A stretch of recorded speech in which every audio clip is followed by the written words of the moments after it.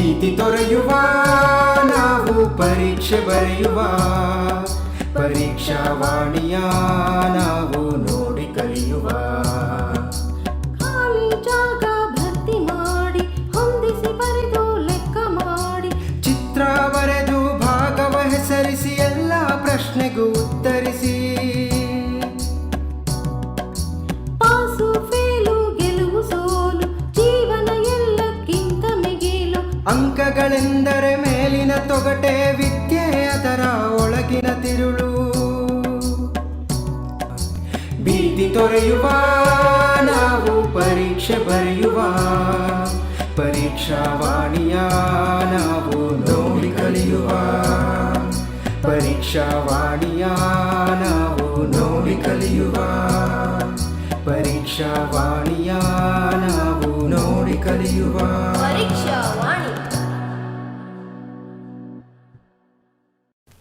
नमस्कार, मेरा नाम महेश एम पाटिल है। मैं बेंगलुरु के ओक्कलिगर संघ हाई स्कूल श्रीगंधद कावलो यहाँ पे हिंदी शिक्षक के तौर पर मैं काम कर रहा हूँ। सभी को नमस्कार। मैं संजय कुमार गणपति राठौड़ सरकारी हाई स्कूल बाचनहट्टी मागड़ी तहसील और रामनगर जिला से आया हूँ। आज हम लोग तृतीय भाषा हिंदी 10वीं कक्षा के इस पुनर्मनन कार्यक्रम में प्रतिदर्श प्रश्न पत्र दूसरा, इसका हम विश्लेषण आज करने जा रहे हैं। आज हम जो प्रश्न पत्रिकाएं होती हैं जी, वो प्रश्न पत्रिकाएं में किस तरह से प्रश्न पूछा जाता है, आप उसके बारे में थोड़ा बताएंगे तो छात्रों को बहुत हेल्प होता है सर। जी सर, आपने बहुत अच्छा सवाल किया। अक्सर दोस्तों आपको एक बात याद रखनी है, परीक्षा में किस प्रकार के प्रश्न पूछे जाते हैं। अगर वैसे प्रश्नों के तरफ अगर आप ज़्यादा ध्यान देंगे तो आपका काम आसान हो जाएगा। अच्छा। तो मैं यहाँ पे सबसे पहले बताना चाहूँगा प्रश्न किस तरह के होते हैं। तो पहले आप यहाँ पा रहे अभी बोर्ड में कौन, कब, कहाँ, किसने, क्या, ये सारे जो प्रश्न हैं, ये सारे जो प्रश्न हैं, इन प्रश्नों का अगर आप उत्तर पाएंगे, वो कौन था, उसका जन्म कब हुआ, वह कहाँ से आया था, किसने देखा, क्या नाम था उसका, ये सारे जो प्रश्न है ना, इनके उत्तर एक शब्द होते हैं। यानी आप अपने स्मरण शक्ति के द्वारा याद करके जिन जिन प्रश्नों का उत्तर देते हैं वो स्मरण शक्ति को परखने वाले, यानी आपकी स्मरण शक्ति को परखने वाले प्रश्न ये होते हैं। परीक्षा में अक्सर इनका जो महत्व होता है ना सर जी, वो बहुत कम होता है। लगभग मैं बता सकता हूं, यहाँ पर अगर आप मार्क्स के लिए देखेंगे, मैंने यहाँ पे 16 अंक के लिए दिखाया है। अच्छा। क्योंकि कविता कंठस्थ भी जो है वो इसी के अंतर्गत आता है। अच्छा, तो इसलिए क्या होता है, वो 12 और 4 मिला के कुल 16 अंकों का जो प्रश्नों का जो अंक बार इस प्रकार होता है। तो इन प्रश्नों का जो मूल्य है वो बहुत ही कम है। अक्सर अंग्रेजी में कहा जाता है कि रोट मेमोरी को ज़्यादा महत्व न दे, इसलिए पूरे प्रश्न पत्र में, चाहे वो कन्नड़ हो या हिंदी हो या अंग्रेजी हो सर, उसमें इन प्रश्नों के जो संख्या होती है तो बहुत कम होती है। तो इस प्रकार बच्चों को यहाँ ध्यान देना होगा कि दोस्तों ऐसे प्रश्नों के ऊपर आप ज़्यादा ध्यान न दें। तो इसलिए आपको ऐसे प्रश्नों के ऊपर ज़्यादा ध्यान देना होगा जो अभी मैं बोर्ड पर भी दिखा रहा हूं। यहाँ पे कई सारे उदाहरण बता रहा हूं प्रश्नों के, कैसे करके, क्यों जी, क्या, विवरण दीजिए, वर्णन कीजिए, आशय स्पष्ट कीजिए, ऐसे प्रश्न बहुत ही होते हैं। यानी इन प्रश्नों का जो महत्व बहुत है। मतलब लगभग कितने अंकों के लिए होते हैं, यहाँ पर सर दिखा रहे, जैसे बोर्ड पर दिखाया जा रहा है, लगभग 64 मार्क्स से ज़्यादा, यानी 64 मार्क्स से भी ज़्यादा प्रश्न, ऐसे प्रश्न पूछे जाते हैं। कुछ छात्र देख रहे हैं कि आपने कहा स्मरण में क्या है, और आपने कहा अभिव्यक्ति के लिए में यहाँ पर क्या है, इसलिए ये इन दोनों के प्रश्न कैसे होंगे, इसके बारे में थोड़ा बताइए। आपने बहुत ही अच्छा सवाल किया। तो यहाँ देखिए जो फर्स्ट टेबल में जो क्या दिखाया गया है दोस्तों, यहाँ है अभिनव मनुष्य कविता के कवि का नाम क्या है। अगर ऐसा प्रश्न करेंगे गुरुजी तो आंसर होगा रामधारी सिंह दिनकर, यानी एक शब्द, यानी दिनकर भी लिख सकते हैं। बस एक शब्द को याद करके लिखते हैं। ये आपके स्मरण शक्ति यानी रोड मेमोरी को टेस्ट करने वाला प्रश्न है। यहाँ मैंने दूसरे टेबल में आपको दिखाया है, तालिका में दिखाया है कि वहाँ क्या करके है, यानी अभिनव मनुष्य कविता का संदेश क्या है। ऐसा अगर प्रश्न परीक्षा में पूछा जाता है तो ये प्रश्न आपको सोचने के लिए मजबूर करेगा। हाँ, आपने बहुत बढ़िया सभी छात्रों को या अध्यापकों पे समझ में आया है कि परीक्षा में किस प्रकार के प्रश्न पूछे जाएंगे। इस मनन कार्यक्रम में उनको सब लोग छात्रों को हेल्प होगा। तो देखिए सर, आगे की बात ये है संजय जी, हम ये जानना चाहेंगे कि आपसे कि प्रश्न प्रकार कैसे होंगे। प्रश्न प्रकार की दृष्टि से अंक बार इस प्रकार बांटा जाता है सर जी। जो देखिए आप सभी छात्र, आप बच्चों, आप देख रहे होंगे कि आपके स्क्रीन पर, टीवी के स्क्रीन पर आ रहा है, यहाँ पर प्रश्न प्रकार है और प्रश्नों की संख्या है और अंक है और कुल अंक कितना है। तो देखिए अक्सर हम सबसे पहले जो हमारी प्रश्न पत्रिका में बहुविकल्पीय प्रश्न से ही प्रारंभ होता है। जी सर। जैसे बहुविकल्पीय प्रश्नों के अंतर्गत जैसे आपने कहा, इसमें सिर्फ केवल व्याकरण के प्रश्न पूछे जाते हैं। हाँ जी। मतलब व्याकरण के जितने भी अंश होंगे वो सिर्फ बहुविकल्पीय प्रश्नों के अंतर्गत पूछे जाते हैं। दोस्तों, ये 8 अंश होते हैं इसके अंतर्गत। जैसे अभी इससे पहले एक बार बताया गया है, जैसे विलोम शब्द, लिंग, वचन, कारक, मुहावरे, संधि, समास, प्रेरणार्थक क्रिया। तो लगभग किताब के अंत में, अभ्यास के अंत में लगभग 12 अंशों के बारे में बताया गया है। उनमें से केवल 8 अंशों की गणना इसमें की जाती है दोस्तों। तो इसलिए आपको ध्यान देना होगा कि व्याकरण के जितने भी प्रश्न आएंगे दोस्तों, वो सभी प्रश्न बहुविकल्पीय प्रश्नों के अंतर्गत पूछे जाते हैं दोस्तों। इसके बाद सर जी, गुरुजी, अनुरूपता के 4 प्रश्न होते हैं अनुरूपता के लिए। जी। यानी 4 प्रश्न के लिए और 4 अंक होते हैं। जी, एक अंक के 4 प्रश्न होते हैं दोस्तों। अनुरूपता के अंतर्गत गद्य और पद्य से जुड़े सवाल इसमें पूछे जाते हैं। यानी पहले 2 शब्दों के संबंधों के अनुरूप तीसरे शब्द का संबंध क्या है, उस संबंध को स्पष्ट करने की बात है। इसे सोच समझ कर लिखना है। गुरुजी, आगे देखेंगे। एक वाक्य के प्रश्न जी 1 अंक के लिए 4 प्रश्न होते हैं। जी सर। जी गुरुजी। और उसके बाद 2-3 वाक्यों के प्रश्न 8 होते हैं और 2 अंक के लिए। कुल मिलाकर 16 हो गए। जैसे आपने इसका जिक्र किया सर जी, तो एक वाक्य के प्रश्नों के अंतर्गत उसका स्टेम देखना होगा। एक वाक्य के एक पूर्ण वाक्य में आपको उत्तर लिखना है, एक शब्द में नहीं है। एक वाक्य के 4 प्रश्न होंगे वहां पे, उन 4 प्रश्नों का उत्तर पूर्ण वाक्य में आपको लिखना है। और इसमें गद्य और पद्य से जुड़े हुए होंगे। पूरक वाचन के अंतर्गत इसके प्रश्न पूछे नहीं जाते। और जैसे आपने 2-3 वाक्यों की बात की सर, 2-3 वाक्यों में उत्तर दीजिए करके दिया गया है ना, तो यहाँ पे 8 प्रश्न होंगे सर जी। इसमें 4 गद्य से होते हैं, 2 कविता विभाग से होते हैं और 2 प्रश्न जो है वो पूरक वाचन से अक्सर पूछे जाते हैं। कुल मिला के 8 प्रश्न जो होते हैं 2 या 3 वाक्यों के अंतर्गत प्रश्नों का उत्तर देने के लिए सर। अच्छा सर। उसके बाद सर 3-4 वाक्यों के प्रश्न 8 होते हैं जी, और 3 अंक के लिए 24 अंक हो गए। उसके साथ अनुवाद भी 3 अंक के लिए होता है। बिल्कुल सही सर। उसके बारे में थोड़ा बताइए सर। 3-4 वाक्यों में लिखने के लिए यहाँ पे 8 प्रश्न होते हैं। अक्सर इसे और अनुवाद को मिलाकर 3 अंक के 9 प्रश्न होते हैं गुरुजी इसके अंतर्गत। तो 3 और 4 अंकों के प्रश्नों के अंतर्गत दोस्तों 5 प्रश्न गद्य से पूछे जाते हैं, 3 प्रश्न पद्य भाग से पूछे जाते हैं और 1 जो है वो रचना विभाग के अंतर्गत अनुवाद का है, जहां कन्नड़ या अंग्रेजी में अनुवाद करने के लिए दोस्तों आपको कहा जाता है। जैसे आप वाक्य रचना की बात हो या व्याकरण की बात हो, इन सभी विचारों को इसमें खास तौर पर जोर दिया जाता है और उसको परखा जाता है और इन विचारों की परीक्षा इसमें की जाती है।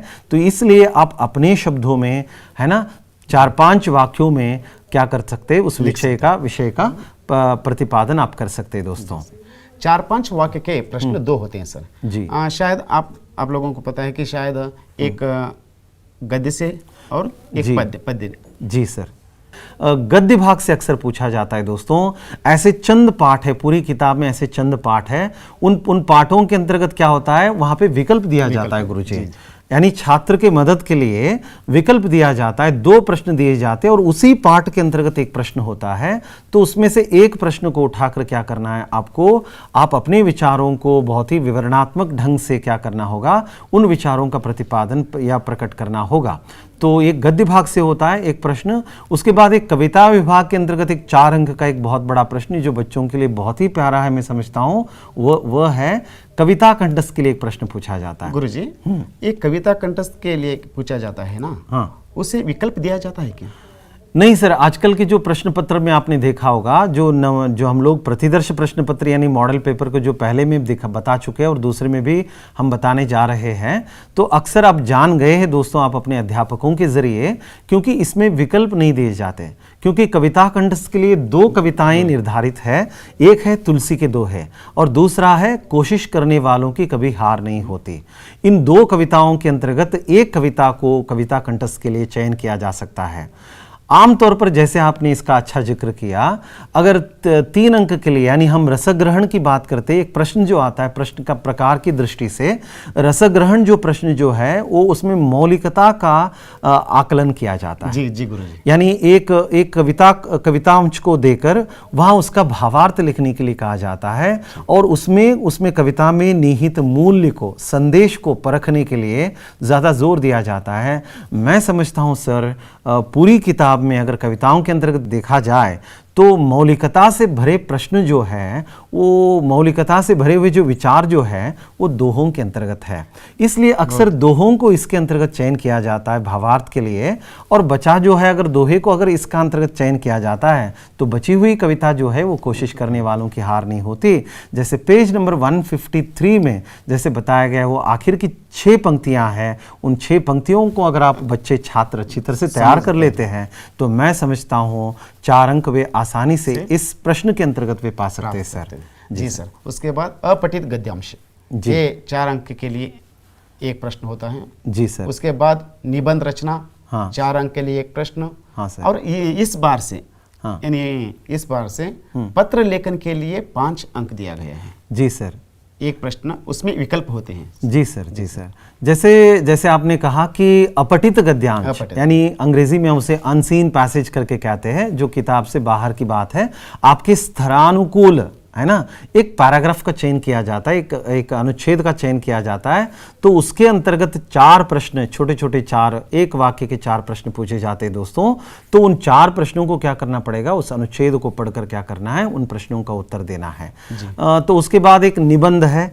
निबंध के लिए नेशनल कोर एलिमेंट्स के आधार पर जिन विचारों को लिया जाता है, अक्सर जब किताब जो बनती है जो उन्हीं विचारों पर आधारित बनती है, और किताब के अंत में भी निबंध के कई विषय बताए गए हैं, तो आमतौर पर एक निबंध का जो विषय है तो ज़रूर उन पर होता ही है। तो इसलिए आपको ध्यान देना होगा, निबंध 4 अंक का एक बहुत बड़ा प्रश्न है, तो इसलिए आपको उसको अच्छी तरह से प्रस्तुत करना होगा। जैसे सर ने आपने कहा जो पत्र लेखन जो है वो 5 अंक के लिए है, यानी बहुत बड़ा प्रश्न है।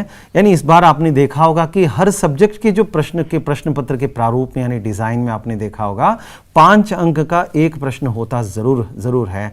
तो इसलिए पत्र लेखन को यहाँ ज़्यादा जोर दिया गया है, तो इसलिए आपको बहुत ही सतर्कता से, सावधानी से पत्र लेखन को प्रस्तुत करना होगा, क्योंकि ये 5 अंक का बहुत बड़ा प्रश्न है दोस्तों। तो इस प्रकार प्रश्न प्रकार की दृष्टि से पूरे 80 अंक का जो प्रश्न भार इस प्रकार यह बनता है।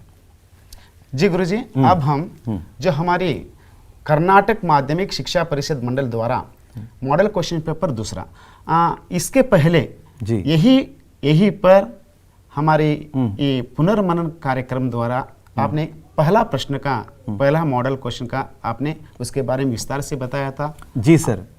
अब आज हम ये दूसरा मॉडल के बारे में, क्वेश्चन के बारे में विस्तार से हम उससे जानकारी हासिल करेंगे। इन प्रश्नों को किस तरह से लिखना चाहिए। हाँ बच्चों, आपके लिए आप जल्दी से अपना एक किताब और नोटबुक और पेन लेकर बैठे रहिए। बिल्कुल। और ज्ञान से जब हम यहाँ पर प्रश्न पूछे जाएंगे, प्रश्न के बारे में यहाँ चर्चा होगी, किस तरह से प्रश्न लिखना चाहिए, तब आप लोग उसे नोट करना चाहिए। हमारे साथ साथ आप भी उत्तर देने की कोशिश करना चाहिए। तो यहाँ पर है प्रश्न का जो मेन ढांचा जो है, निम्नलिखित प्रश्नों के लिए 4 विकल्प सुझाए गए हैं, यानी 4 विकल्प आपको सजेस्ट किया गया है, उनमें से सर्वाधिक उचित विकल्प को चुनकर लिखिए करके 4 विकल्प दिए जाएंगे। उन 4 विकल्पों में से जो सर्वाधिक उचित विकल्प है यानी योग्य विकल्प है, उसे चयन करके आप उसके संकेत चिन्ह के साथ आप लिखेंगे। तो चलिए संजय सर। जी दोस्तों, आप भी तैयार है ना? तो देखिए पहला प्रश्न आपके स्क्रीन के सामने, गुण का विलोम शब्द क्या है? जी, और एक बार कह रहा हूं, गुण का विलोम शब्द क्या है? तो देखिए इसका 4 विकल्प दिए गए हैं। पहला ए ऑप्शन है निर्गुण, बी ऑप्शन है सगुण, सी ऑप्शन है सुगुण, डी ऑप्शन है दुर्गुण। तो गुरुजी, अगर हम ये ऑप्शन देखते हैं, विकल्प देखते हैं, तो हमें समझ में आता है कि सभी एक ही प्रकार के दिखाई दे रहा है। जी। कुछ लोग, कुछ छात्र क्या करते हैं, देखते ही कोई एक आंसर लिख देते हैं, क्योंकि सभी एक ही तरह दिखाई देता है। जी जी बिल्कुल। इसलिए हाँ। आप लोग थोड़ा इसका विस्तार के साथ बताते हुए इसका आंसर भी आप बताइए सर जी। जी सर, जैसे दोस्तों आप देख रहे हैं यहाँ पे गुण का विलोम शब्द क्या है। जैसे आपके दिमाग में आ रहे होंगे, अरे मैंने जो सोचा था वो यहाँ पे ऑप्शन में नहीं, ये बात नहीं है। जो प्राश्निक जब प्रश्न पत्र बनाता है तो इसमें बहुविकल्पीय प्रश्नों की जो रचनाएं बहुत ही होशियारी से, सतर्कता से बनाई जाती है। उसमें से एक बिल्कुल सही जवाब होता है, जो दूसरा जो लगे कि बिल्कुल नज़दीकी जवाब होगा, और बाकी के दो देखते ही हमें पता चलता है कि बिल्कुल ये भाई नहीं है। तो यहाँ आप देख रहे हैं कि निर्गुण जो है, गुण का निर्गुण नहीं हो सकता। निर्गुण यानी जो निराकार रूपी परमात्मा को हम निर्गुण कहते हैं। तो सुगुण नहीं होगा, सगुण भी नहीं होगा, तो दुर्गुण, गुण का दुर्गुण होगा। तो दुर्गुण इसके लिए मेरे ख्याल से ये सही जवाब है। तो ऑप्शन डी जो है वो दुर्गुण जो है इसका सही उत्तर है। हाँ, शायद बच्चों का भी सही जवाब होगा। जी बिल्कुल, उन्होंने भी वही सोचा होगा। सही सोचा आपने। देखेंगे अगले प्रश्न की ओर हम अग्रसर होते हैं। सर उसी तरह मैं एक बात बताता हूँ, हमारी प्रश्न पत्रिका अगर ये व्याकरण अंश के सरलता से कठिनता की ओर होती है। जी सर, बिल्कुल सही बताया आपने। हमेशा एक प्रश्न पत्र में शुरुआत में आपको डराने वाले प्रश्न नहीं होते, है ना। बिल्कुल सरलता से कठिनता की ओर अग्रसर होने वाले प्रश्न होते हैं। जो शुरुआती प्रश्न जो बहुत ही आसान होते हैं, ये जो है आपके अभ्यास से चुने हुए उदाहरण होते हैं। तो इसलिए कोई डरने की कोई आवश्यकता नहीं है। सरलता से कठिनता की ओर अग्रसर होता है प्रश्न पत्र। तो दूसरा प्रश्न देखेंगे गुरु जी। ठीक है सर। जनक का श्रीलिंग रूप है। पहला विकल्प जननी, दूसरा विकल्प जानू, तीसरा जानकी, चौथा जन्म। जी देखिए, प्रश्न भी ऐसे ही दुविधाजनक है। देखिए, जनक बोलते ही आपको कहीं ना कहीं रामायण की याद आ जाती है ना। जनक की पुत्री जानकी, हाँ करके जानकी, वो सीता का नाम है और एक नाम है। ऐसे दुविधा में पड़ जाएंगे आप। तो इसलिए आपको ध्यान देना होगा, जनक का मतलब है पिता, है ना, जो जन्म देने वाला जनक। तो जनक का स्त्रीलिंग रूप है जननी करके। जो ऑप्शन ये जो है मेरे ख्याल से वो सही है। जानू, जानकी, जन्म जो है वो गलत जवाब हो जाएंगे। तो उत्तर होगा सर जी ये ऑप्शन ये जो जननी जो है वो सही जवाब है सर। आप तो ऑप्शन इस तरह से जो प्रश्न पूछा जाएगा तब हम बता देंगे कि जननी और ये लिंग के बारे में और किस प्रकार से प्रश्न पूछे जाएंगे। जी, आपने बिल्कुल सही बात बताई। यहाँ पे सही बात बताई आपने। अक्सर ये जो होते हैं, जो व्याकरण के जो प्रश्न होते हैं ना सर, इनमें पूछने के दो अंदाज होते हैं। जैसे मैंने अभी शुरुआत के तौर पर आपको बताया था कि प्रश्न कैसे होते हैं, कौन, कब, कहाँ, किसने, क्या करके बताया। तो जो स्मरण को परखने वाले प्रश्न हैं, जो ऊपर जो गुण जो है वो स्मरण शक्ति को परखने वाला प्रश्न है, उसको सीधा पूछा गया था। प्रश्न पूछने का और एक अंदाज हो सकता है, जैसे हमने यहाँ पे दिया जनक का स्त्रीलिंग रूप है करके दिया गया, तो आपने इसे पहचाना जननी करके। इस प्रश्न को और एक तरीके से पूछा जा सकता है कि वो ऐसा है कि निम्नलिखित शब्दों में स्त्रीलिंग है करके दिया जाएगा। वहां 3 पुल्लिंग शब्द को देंगे और एक ऑप्शन में क्या करेंगे, स्त्रीलिंग शब्द को देंगे। तो आपको एक स्त्रीलिंग को पहचानने का या उसे चुनने का या चयन करने का एक जवाब दिया जाता है, प्रश्न दिया जाता है। तो इसलिए आपको ध्यान रखना होगा कि ऐसे प्रश्न दो शैली में पूछे जाते हैं। जैसे मैंने एक तौर पर ये सीधा है, दूसरा है निम्नलिखित शब्दों में स्त्रीलिंग है या निम्नलिखित शब्दों में पुल्लिंग है करके ऐसा प्रश्न पूछा जाता है दोस्तों। जी सर। तीसरा प्रश्न देखेंगे सर गुरुजी। हाँ। कमर कसना इस मुहावरे का अर्थ है। इसका 4 विकल्प दिया गया है। पहला विकल्प है तैयार होना, बी कसकर बांधना, सी कमर तोड़ना, डी झुक जाना। और एक बार, ए तैयार होना, बी कसकर बांधना, सी कमर तोड़ना, डी झुक जाना। देखिए, जैसे मैंने बताया था दोस्तों, कमर कसना एक मुहावरा है। अंग्रेजी में आप ईडियम्स करके कहते, कन्नड़दल्ली ನಾವು ನುಡಿಗಟ್ಟು ಅಂತಂತೀವಿ, कन्नड़ में भी इसका प्रयोग है, टोंक कट्टी निंतरू करके इसका ऐसा इस मुहावरे का प्रयोग है कन्नड़ में। हाँ जी। कमर कसना इस मुहावरे का अर्थ है, जैसे किताबी मुहावरों को ही यूज करते हैं अक्सर प्रश्न पत्र में, तो कमर कसना यानी तैयार होना करके। अच्छा। तो मेरे ख्याल से बाकी कसकर बांधना, कमर तोड़ना या झुक जाना जो उत्तर है वो गलत होंगे। ऑप्शन ये जो है मेरे ख्याल से तैयार होना जो है वो इसका सही जवाब है। तो उत्तर है ऑप्शन ये तैयार होना। जी बहुत बढ़िया सर जी। जी सर। और चौथा प्रश्न देखेंगे। देना शब्द का प्रथम प्रेरणार्थक क्रिया रूप है। देना शब्द का प्रथम प्रेरणार्थक क्रिया रूप है। इसका 4 विकल्प देखेंगे। ए दिलाना, बी दिलाना, सी दे आना, डी दो ना। अक्सर एकारांत जो क्रिया शब्द होते हैं वो ईकारांत में बदलते जब प्रेरणार्थक क्रियाएं बना देते हैं, जैसे देख का दिखाना, दिखवाना। उसी प्रकार क्या होगा यहाँ पे, देना का दिलाना प्रथम प्रेरणार्थक, दिलवाना द्वितीय प्रेरणार्थक होगा। तो इस प्रकार दुविधा पैदा करने के लिए ऐसे गलत शब्दों का प्रयोग किया गया है। तो दिलाना इसका सही जवाब है। गुरुजी, और ऐसे भी पूछ सकते हैं ना, निम्नलिखित शब्दों में से प्रथम प्रेरणार्थक का उदाहरण कौन सा है? जी बिल्कुल, जैसे आपने कहा बिल्कुल सही है। उस अंदाज से भी पूछा जा सकता है कि निम्नलिखित शब्दों में प्रथम प्रेरणार्थक क्रिया रूप है करके पूछेंगे। जैसे देखना, दिखाना, दिखावट, देखो करके दे देंगे, तो ऐसे ही दे देंगे। सर ने जैसे कहा उस अंदाज से भी पूछा जा सकता है, ऐसे सीधा भी पूछा जा सकता है। अत्यधिक शब्द में संधि है। जी, अत्यधिक शब्द में संधि है। ए विकल्प यण, बी गुण, सी रुद्धि, डी अयादि। जी, संधि एक बहुत ही बड़ा चैप्टर है जिसे आप 9वीं कक्षा से पढ़ते हुए आ रहे दोस्तों। तो यहाँ पे अत्यधिक शब्द दिया गया है। अत्यधिक शब्द का अगर हम विग्रह करेंगे संजय जी, अति प्लस अधिक, अत्यधिक। अति जो पहले शब्द का अंतिम वर्ण क्या है, अति यानी ह्रस्व ई की मात्रा है, और अधिक दूसरे शब्द का जो प्रथम वर्ण है वह अ है। ई और अ के मिलन से यहाँ य जो वर्ण का सृजन हुआ है, तो य के आने से यह यण संधि है करके आसानी से इसे पहचाना जा सकता है दोस्तों। उत्तर देखेंगे।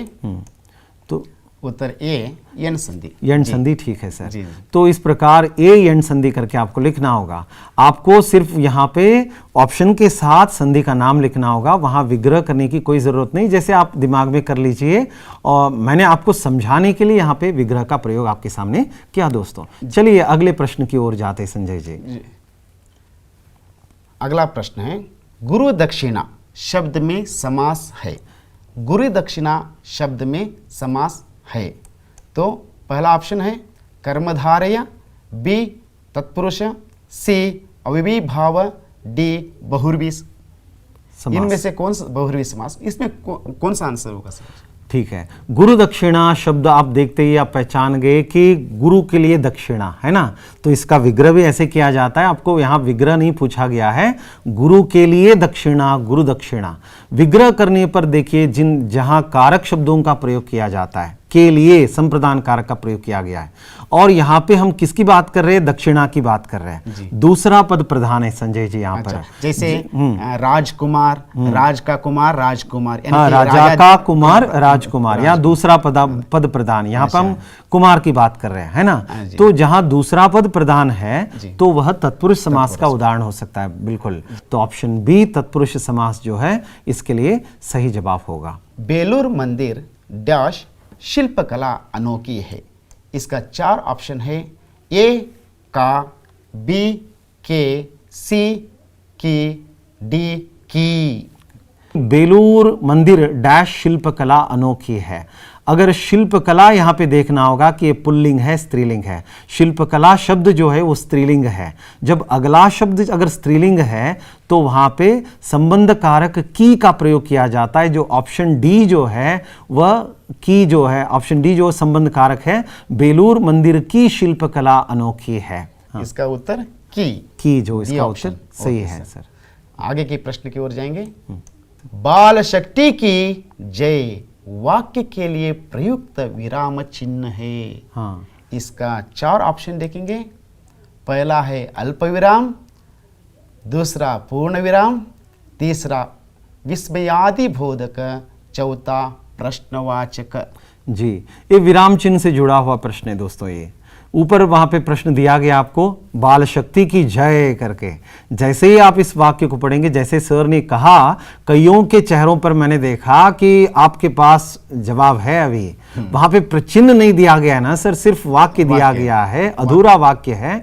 क्यों करके नीचे बताया गया दोस्तों, आपको वाक्य के लिए उपयुक्त विराम चिन्ह आपको चुनना है। तो इसलिए वहां पे चिन्ह इसलिए नहीं दिए गए कि कभी कभार क्या होता है, ए के बगल में आप कोई अल्प विराम डालेंगे तो शायद ही प्रिंट दिखाई देगा आपको। तो इसलिए शब्द के फॉर्मेट में क्या किया गया, उसको वहां पे प्रिंट किया गया है। तो यहाँ पे बाल शक्ति की जय करके यहाँ पे हर्ष, उल्लास, है ना, भय, घृणा, इन सारी भावनाओं को प्रकट करने के लिए एक चिन्ह का प्रयोग किया जाता है। कौन सा है बच्चों? यस, बिल्कुल सही बताया आपने। वह है, कौन सी है? बिल्कुल सही, विस्मयादि बोधक। जी, विस्मय आदि बोधक। कन्नड़ में आपको इसमें क्या कहते हैं? भावसूचक चिन्ह करके कहते हैं। मार्क ऑफ एक्सक्लेमेटरी करके अंग्रेजी में कहा जाता है दोस्तों। अब तक जो हमने क्या किया, 8 व्याकरण के अंशों को यहाँ पे बहुविकल्पीय प्रश्नों के अंतर्गत हमने चर्चा की। तो अब के बाद क्या होगा, बिल्कुल अलग हटके गद्य और पद्य से जुड़े हुए प्रश्न होंगे। तो अगला जो परिचय देंगे संजय जी।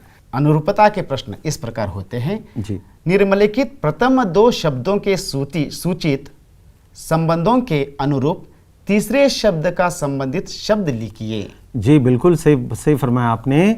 यहाँ पे गद्य और पद्य से जुड़े हुए 4 प्रश्न होंगे दोस्तों।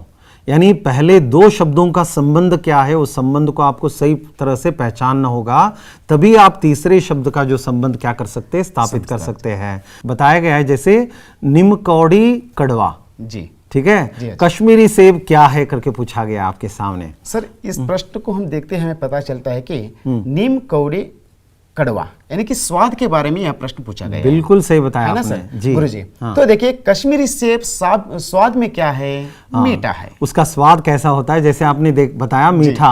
उत्तर जानेंगे, देखेंगे बच्चे, आप अपने हिसाब से भी लिख सकते हैं दोस्तों। मीठा जो बिल्कुल सूट करता है, यानी कड़वा और मीठा, उस हिसाब से आपको अंदाज लगाने के लिए आसान हो करके भी बिल्कुल सही बताया सर आपने। मीठा जो स्वाद कश्मीरी सेब का है। अगला प्रश्न देखेंगे सर। मछली ने दिखाया पेट की पट्टियां। जी, मछली ने दिखाया पेट की पट्टियां, भैंस ने दिखाया हाँ क्या? सर, जैसे प्रश्न पूछ रहे हैं यहाँ पर, प्रश्न पूछते ही आपने पता लगाया होगा कि यह प्रश्न है दुनिया में पहला मकान पाठ से। जी, तो देखिए कैसे पाठ के अंदर से इस विचार को लेकर यहाँ 2 विचारों को डाला गया है। मछली ने दिखाया पीठ की पट्टियां। आदिवासी दोस्तों को बताता है ना, जब मकान कैसे बनाया जाए, वो अपनी पीठ की पट्टियों को दिखाकर बताता है कि छत कैसे सजाया जाता है। तो भैंस क्या करता है, तो भैंस क्या दिखाता है, भैंस अपने पास पड़े क्या है, उत्तर क्या है दोस्तों? सही फरमाया आपने, सही बताया आपने। भैंस क्या करता है, अपने भैंसे का पंजर दिखाता है कि उन लकड़ियों को कैसे सजाना है करके। तो इस प्रकार इस प्रश्न का उत्तर दे सकते हैं दोस्तों। अगला प्रश्न देखते हैं। कर्नाटक के पश्चिम में सह्याद्री, कर्नाटक के दक्षिण में डैश। जी, ये कर्नाटक संपदा पाठ से जुड़ा हुआ प्रश्न है सर जी। ये यहाँ पे कर्नाटक की प्राकृतिक सुषमा का वर्णन जहाँ किया गया है, तो वहाँ इसका परिचय यानी जिक्र किया गया है। कर्नाटक के पश्चिम में क्या है, सह्याद्री पर्वत है। जी, कर्नाटक के पश्चिम में सह्याद्री पर्वत है। तो कर्नाटक के दक्षिण में क्या है, कर्नाटक के दक्षिण में बहुत ही सुंदर, यानी आपने पहचाना मेरे ख्याल से, नीलगिरी की सुंदर पर्वतावलियां हैं, है ना। कर्नाटक के दक्षिण में नीलगिरी की बहुत ही सुंदर पर्वतावलियां हैं। यह उसका सही जवाब होगा। जसुमती यशोदा, जी, बलभद्र डैश। हाँ ये शूरश्याम। हाँ, बिल्कुल सही बताया सर। ये सूरश्याम कविता से जुड़ा हुआ यह प्रश्न है। जसुमती करके किसे कहा गया है? सूरदास कहते जसुमती शब्द का प्रयोग यशोदा के लिए प्रयोग करते हैं। और बलभद्र नाम कहते ही आपने पहचाना होगा, बिल्कुल सही, आपने सही बताया। बलभद्र और कोई नहीं, वह बलराम है। चलिए हम अगले मेन की तरफ अग्रसर होते दोस्तों। निम्नलिखित प्रश्नों के उत्तर एक एक वाक्य में लिखिए। इसका पहला प्रश्न है, भारत माँ अमरों की जननी क्यों कहलाती है? जी, सही प्रश्न पूछा आपने। ये जो प्रश्न है ये मातृभूमि कविता से जुड़ा हुआ प्रश्न है। तो यहाँ पे शुरुआत की पंक्तियों में कवि कहता है कि भारत माँ को अमरों की जननी का नाम देता है कवि। ऐसा क्यों कहा गया है? क्योंकि भारत की इस मिट्टी में अनेक महापुरुषों का जन्म हुआ है। तो हम उत्तर देखेंगे दोस्तों, भारत की धरती में गांधी, बुद्ध, राम जैसे महापुरुषों का जन्म हुआ है। ऐसे अमर पुरुषों को जन्म देने वाली माँ जो है वह अमरों की जननी करके कवि क्या करता है? कवि भारत माँ की गुणगान करता है। सर यहाँ पर हाइलाइट्स किया गया ना सर, हाँ। पूर्ण वाक्य में लिखना है या इतना गांधी, बुद्ध और राम लिखने पर चलेगा? आपने बहुत अच्छा प्रश्न किया। तो यहाँ पर अक्सर क्या करते हैं, मैंने कुछ बच्चों को देखा है, वन वर्ड आंसर करके दिमाग में रख लेते, वन वर्ड ही लिख देते हैं, जो बिल्कुल गलत बात है। आपको ऊपर का स्टेम देखना चाहिए। निम्नलिखित प्रश्नों के उत्तर एक एक वाक्य में लिखिए। तो इसलिए एक एक वाक्य में लिखना होगा। हमने इसलिए अलग कलर से हाईलाइट इसलिए किया कि ताकि कभी कभार आप क्या करें, उन विचारों को अगर आप प्रश्न से रेखांकित करेंगे तो क्या करेगा, एक परीक्षक का नजर क्या करेगा, सीधा वहीं पे चला जाएगा। तो आपके जो वो छोटी मोटी गलतियां छिप जाएंगे, तो सीधे उत्तर पर जैसे ही जाएगा तो क्या करेगा, एक पूरा अंक दे सकता है। जी। कवि तुलसी के अनुसार संत को कैसे होना चाहिए? जी बिल्कुल, बहुत अच्छा प्रश्न है। तुलसी के दोहे से है, कवि तुलसीदास जी के अनुसार एक संत का स्वभाव कैसे होना चाहिए या संत को कैसे होना चाहिए। तुलसीदास जी वहाँ पे बताते, तुलसीदास जी के अनुसार संत को हंस पक्षी के समान होना चाहिए। आप उत्तर ऐसे भी लिख सकते हैं, या हंस पक्षी के समान एक संत को अच्छाई को लेकर बुराई को छोड़ देना चाहिए। आप ऐसे भी लिख सकते हैं, मगर इसका उत्तर आपको एक वाक्य में देना जरूरी है सर। रामेश्वरम किस कारण प्रसिद्ध है? देखिए, प्रश्न ही बता देता है आपको। रामेश्वरम एक ही कारण के लिए प्रसिद्ध है, वह है क्या है दोस्तों? शिव मंदिर के कारण प्रसिद्ध है। तो उत्तर होगा दोस्तों, रामेश्वरम शिव मंदिर के कारण प्रसिद्ध है सर। तो इसमें हम बता सकते हैं राम प्लस ईश्वर, हाँ, रामेश्वर जी, ईश्वर यानी कि शिव मंदिर। वहीं पे सुराग है, आपको क्लू मिल गया होगा शायद। रामेश्वरम मंदिर के कारण प्रसिद्ध है। ओके, ठीक है। मकान बनाने के बारे में दोस्तों ने किन से पूछताछ की? जी, यह जो प्रश्न है दुनिया में पहला मकान पाठ से जुड़ा हुआ यह प्रश्न है, गुप्ता जी द्वारा लिखी गई। जी बिल्कुल। तो वहां पे दोस्तों मकान बनाने के लिए दोनों आदिवासी दोस्त जाते हैं ना, किंद्रू लालिम और किंचा लालिम। वो किन से मिलते हैं, है ना? वो जानवरों से मिलते हैं। तो किन से करके पूछा गया है, प्रश्न को स्पष्ट तौर पर जान लीजिए। तो आपको उन जानवरों के नाम लिखने होंगे। तो मकान बनाने के बारे में दोस्तों ने हाथी, सांप, भैंस और मछली से पूछताछ की। हाँ, यूं समझिए, अगर एक जानवर का नाम अगर आप भूल भी गए तो चलेगा, कोई बात नहीं। कम से कम 3 जानवरों के नाम तो आपको लिखने होंगे दोस्तों। सर, जानवर के नाम लिखना ही पड़ेगा। अगर जानवरों से पूछताछ की, पशुओं से पूछताछ की, इस तरह से ठीक है। वो भी जो आपने जवाब बताया वो भी सही है, उस मायने से भी सही है। अगर यहाँ पे प्रश्न अगर देखेंगे तो किन से माने जानवरों से, ठीक है। अगर वो जानवरों के नाम अगर आप स्पष्ट कर देंगे तो बहुत बढ़िया रहेगा। तो आप प्रश्न का उत्तर वैसे भी दे सकते हैं दोस्तों। जी सर। जी, अभी 2 अंक के प्रश्न यहाँ से शुरू हो जाते हैं। गद्य, पद्य और पूरक वाचन से जुड़े हुए 8 प्रश्न होंगे दोस्तों। पहला प्रश्न है, जैनुल आबदीन के व्यक्तित्व का परिचय दीजिए। तो सर जी इसका जवाब होगा, देखिए, ये मेरा बचपन। हाँ, यानी कि जैनुल आबदीन जो हम कहेंगे, अब्दुल कलाम जी के बारे में बताया गया है। जैनुल आबदीन अब्दुल कलाम के पिता थे। ओके। सबसे पहले जब हम इस पाठ के बारे में समझेंगे, सोचेंगे, या प्रश्न के बारे में, ये बहुत बढ़िया प्रश्न है। इसे छात्र हमें पहले जैनुल आबदीन कौन है, यहाँ पर दिक्कत है। जलालुद्दीन भी आ जाता है ना सर जी, छात्रों में थोड़ा ये दिक्कत हो जाता है नाम के बारे में। जलालुद्दीन, कुछ छात्र ऐसे भी लिखते देते हैं कि जलालुद्दीन ही अब्दुल कलाम जी के पिता है। ऐसा भी मेरे बहुत सारे छात्रों जो गलतियां करते हैं। तो देखिए बच्चों, आप गलती ना कीजिए। यहाँ पर पूछा गया है जैनुल आबदीन। आप याद रखना चाहिए, जैनुल आबदीन अब्दुल कलाम जी के पिता थे जी। और इनका नाम सुनते ही हमें आता है आडंबरहीन व्यक्ति थे। ऐशो आराम वाले जीवन से ये दूर रहा करते थे और बुद्धिमान थे। उनमें उदारता की सच्ची भावना थी। सभी तरह के अनावश्यक ऐशो आराम वाली चीज़ों से दूर रहा करते थे। इस तरह से इस प्रश्न का छात्र उत्तर लिख सकते हैं। उत्तर दिया जा सकता है सर, आपने बिल्कुल सही बताया। जैनुल आबदीन साहब का जो परिचय अक्सर दोस्तों आपको ध्यान देना होगा। पार्ट में ऐसे चंद 4 ऐसे चरित्र है जो अब्दुल कलाम के जीवन को बहुत ही प्रभावित करने वाले वहाँ पे पात्र है, चाहे वो जैनुल आबदीन का हो, जलालुद्दीन का हो, शमसुद्दीन का हो और उनके बचपन के साथियों के बारे में हो। तो आपको ध्यान देना होगा इन चरित्रों पर। ऐसे प्रश्न पूछे जाते परीक्षा में 2 या 3 अंक के लिए सर। तो अगला प्रश्न देखेंगे गुरुजी। परसाई जी ने मंत्री को क्या समझाया? प्रश्न पढ़ते ही आप खुशी के मारे बोगे ये आपके बहुत ही बच्चों के लिए बहुत ही पसंदीदा लेसन है, ईमानदारों के सम्मेलन में पाठ हास्य व्यंग्य से। जी जी, हरिशंकर परसाई जी द्वारा लिखित ईमानदारों के सम्मेलन में एक व्यंग्य रचना से यह प्रश्न लिया गया है। परसाई जी वहां पे मंत्री को समझाते हैं दूसरे दिन, है ना। परसाई जी समझाते कि परसाई जी ने मंत्री को समझाया कि यह ईमानदारों का सम्मेलन है, पुलिस द्वारा ईमानदारों की तलाशी करवाना बड़ी अशोभनीय बात होगी, ऐसा हरगिज मत कीजिए। ऐसे सम्मेलनों में अक्सर ऐसी थोड़ी गड़बड़ी हो ही जाती है करके वहाँ पे क्या करते हैं, परसाई जी मंत्री जी को समझाते हैं।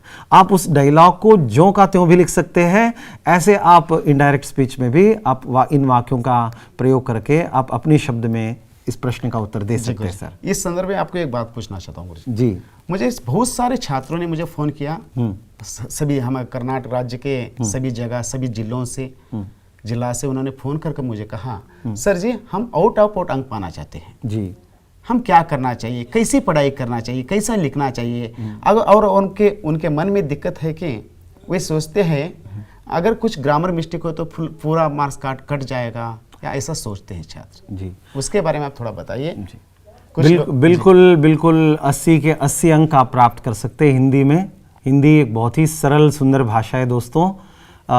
जैसे प्रश्न होते हैं 1 या 2 अंक के अंतर्गत संजय जी, मैं देखता हूँ अक्सर आपके अंक नहीं काटेंगे। व्याकरण रचना के लिए, व्याकरण के दोष के लिए, वाक्य रचना के या वाक्य दोष के लिए 1 या 2 अंक के अंतर्गत आपके अंक काटे नहीं जाते। जहाँ पे पूरा जो ये है मतलब पूरे जो कंटेंट जो जानकारी जो अगर बच्चा जानता है, उन विचारों को पाठ या पाठ्यक्रम से संबंधित जो विचार अगर छात्र जानता है तो अगर उसको पूरी जानकारी तो वहाँ पे पूरे अंक आपको प्रदान किए जाएंगे, पूरे अंक प्रदान किए जाएंगे, वहाँ पे आपके अंक नहीं काटे जाएंगे। खास तौर पर 3 या 4 अंक के बड़े बड़े प्रश्न होते हैं, वहां पर वाक्य रचना के लिए, व्याकरण दोष के लिए आपके अंक काटे जा सकते हैं। 1 या 2 अंक के जो प्रश्न जो होते हैं वहां पे अगर आप विषय के बारे में अगर आपकी जानकारी है तो आपको पूरी तरह से अंक प्रदान किए जाते हैं। तो खास तौर पर जैसे मैंने अभी बताया तो आपको ज़्यादा जोर देना होगा। जो बड़े बड़े जो उत्तर जो लिखते हैं तो उनको खास तौर पर लिख कर प्रैक्टिस करना होगा, तालीम करनी होगी आपको। मैं अक्सर देखता हूँ बच्चे हिंदी बात करने में खुश हो जाते हैं, पढ़ने के लिए भी तैयार है, उत्तरों को आप रट कर सुना देते हैं, मगर जब लिखने की बात आती है तो आप पीछे हटते हैं। तो इसलिए मेरा आपसे एक सलाह है, एक मशवरा है दोस्तों, इसमें मैं सुझाव देना चाहता हूं, आप जितना हो सकता है उन उत्तरों को लिखकर अगर आप तालीम करेंगे, अच्छी तरह से प्रस्तुतिकरण करेंगे तो बिल्कुल आपको पूरे के पूरे अंक मिल जाएंगे, तो आप अच्छे अंक प्राप्त कर सकते हैं दोस्तों। आपने मुझे SMS भेजा था, उसके साथ साथ फोन पर भी पूछा था आप लोगों को 80 अंक लेने के लिए क्या करना चाहिए। महेश सर जी ने बहुत अच्छी तरह से उन्होंने उदाहरण के साथ आपको बताया है। तो आगे के प्रश्न के बारे में जाएंगे। कविता में भारत माँ का स्वरूप कैसे सुशोभित है? जी, यह मातृभूमि कविता से जुड़ा हुआ यह प्रश्न है। तो ध्यान देना होगा कि यहाँ भारत माँ का स्वरूप पूछा गया है, मातृभूमि का स्वरूप नहीं। भारत माँ का स्वरूप यानी भारत माँ का ही वर्णन करना है आपको, तो इसलिए आपको प्रश्न ठीक तरह से पढ़ना चाहिए दोस्तों। तो कविता में भारत माँ का सुंदर रूप चित्रित किया गया है। भारत माँ के एक हाथ में पताका है जो न्याय का प्रतीक है, भारत माँ के दूसरे हाथ में जो दीप है वो ज्ञान का प्रतीक है।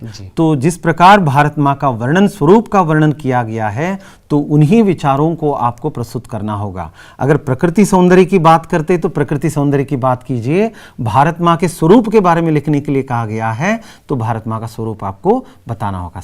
जी गुरुजी, प्रश्न को पहले समझना चाहिए, बिल्कुल 1 बार या 2 बार पढ़ना चाहिए, पढ़ने के बाद प्रश्न उसका जवाब देना चाहिए जी, तब वो आसानी से लिख सकते हैं छात्र। जी सर। जी, आगे का प्रश्न देखेंगे। बलराम के प्रति कृष्ण की शिकायतें क्या है? जी, ये बहुत ही आपके लिए बहुत ही पसंदीदा कविता है। वह है सूर शाम से है जुड़ा हुआ यह प्रश्न है। बलराम के प्रति कृष्ण की शिकायतें है ना। उस कविता भर में बलराम के बारे में ही कृष्ण शिकायतें करता है। तो उत्तर देखेंगे दोस्तों, तो भाई बलराम उसे बहुत छिड़ाता है। किसे? बालकृष्ण से बहुत छिड़ाता, कृष्ण को बहुत छिड़ाता है।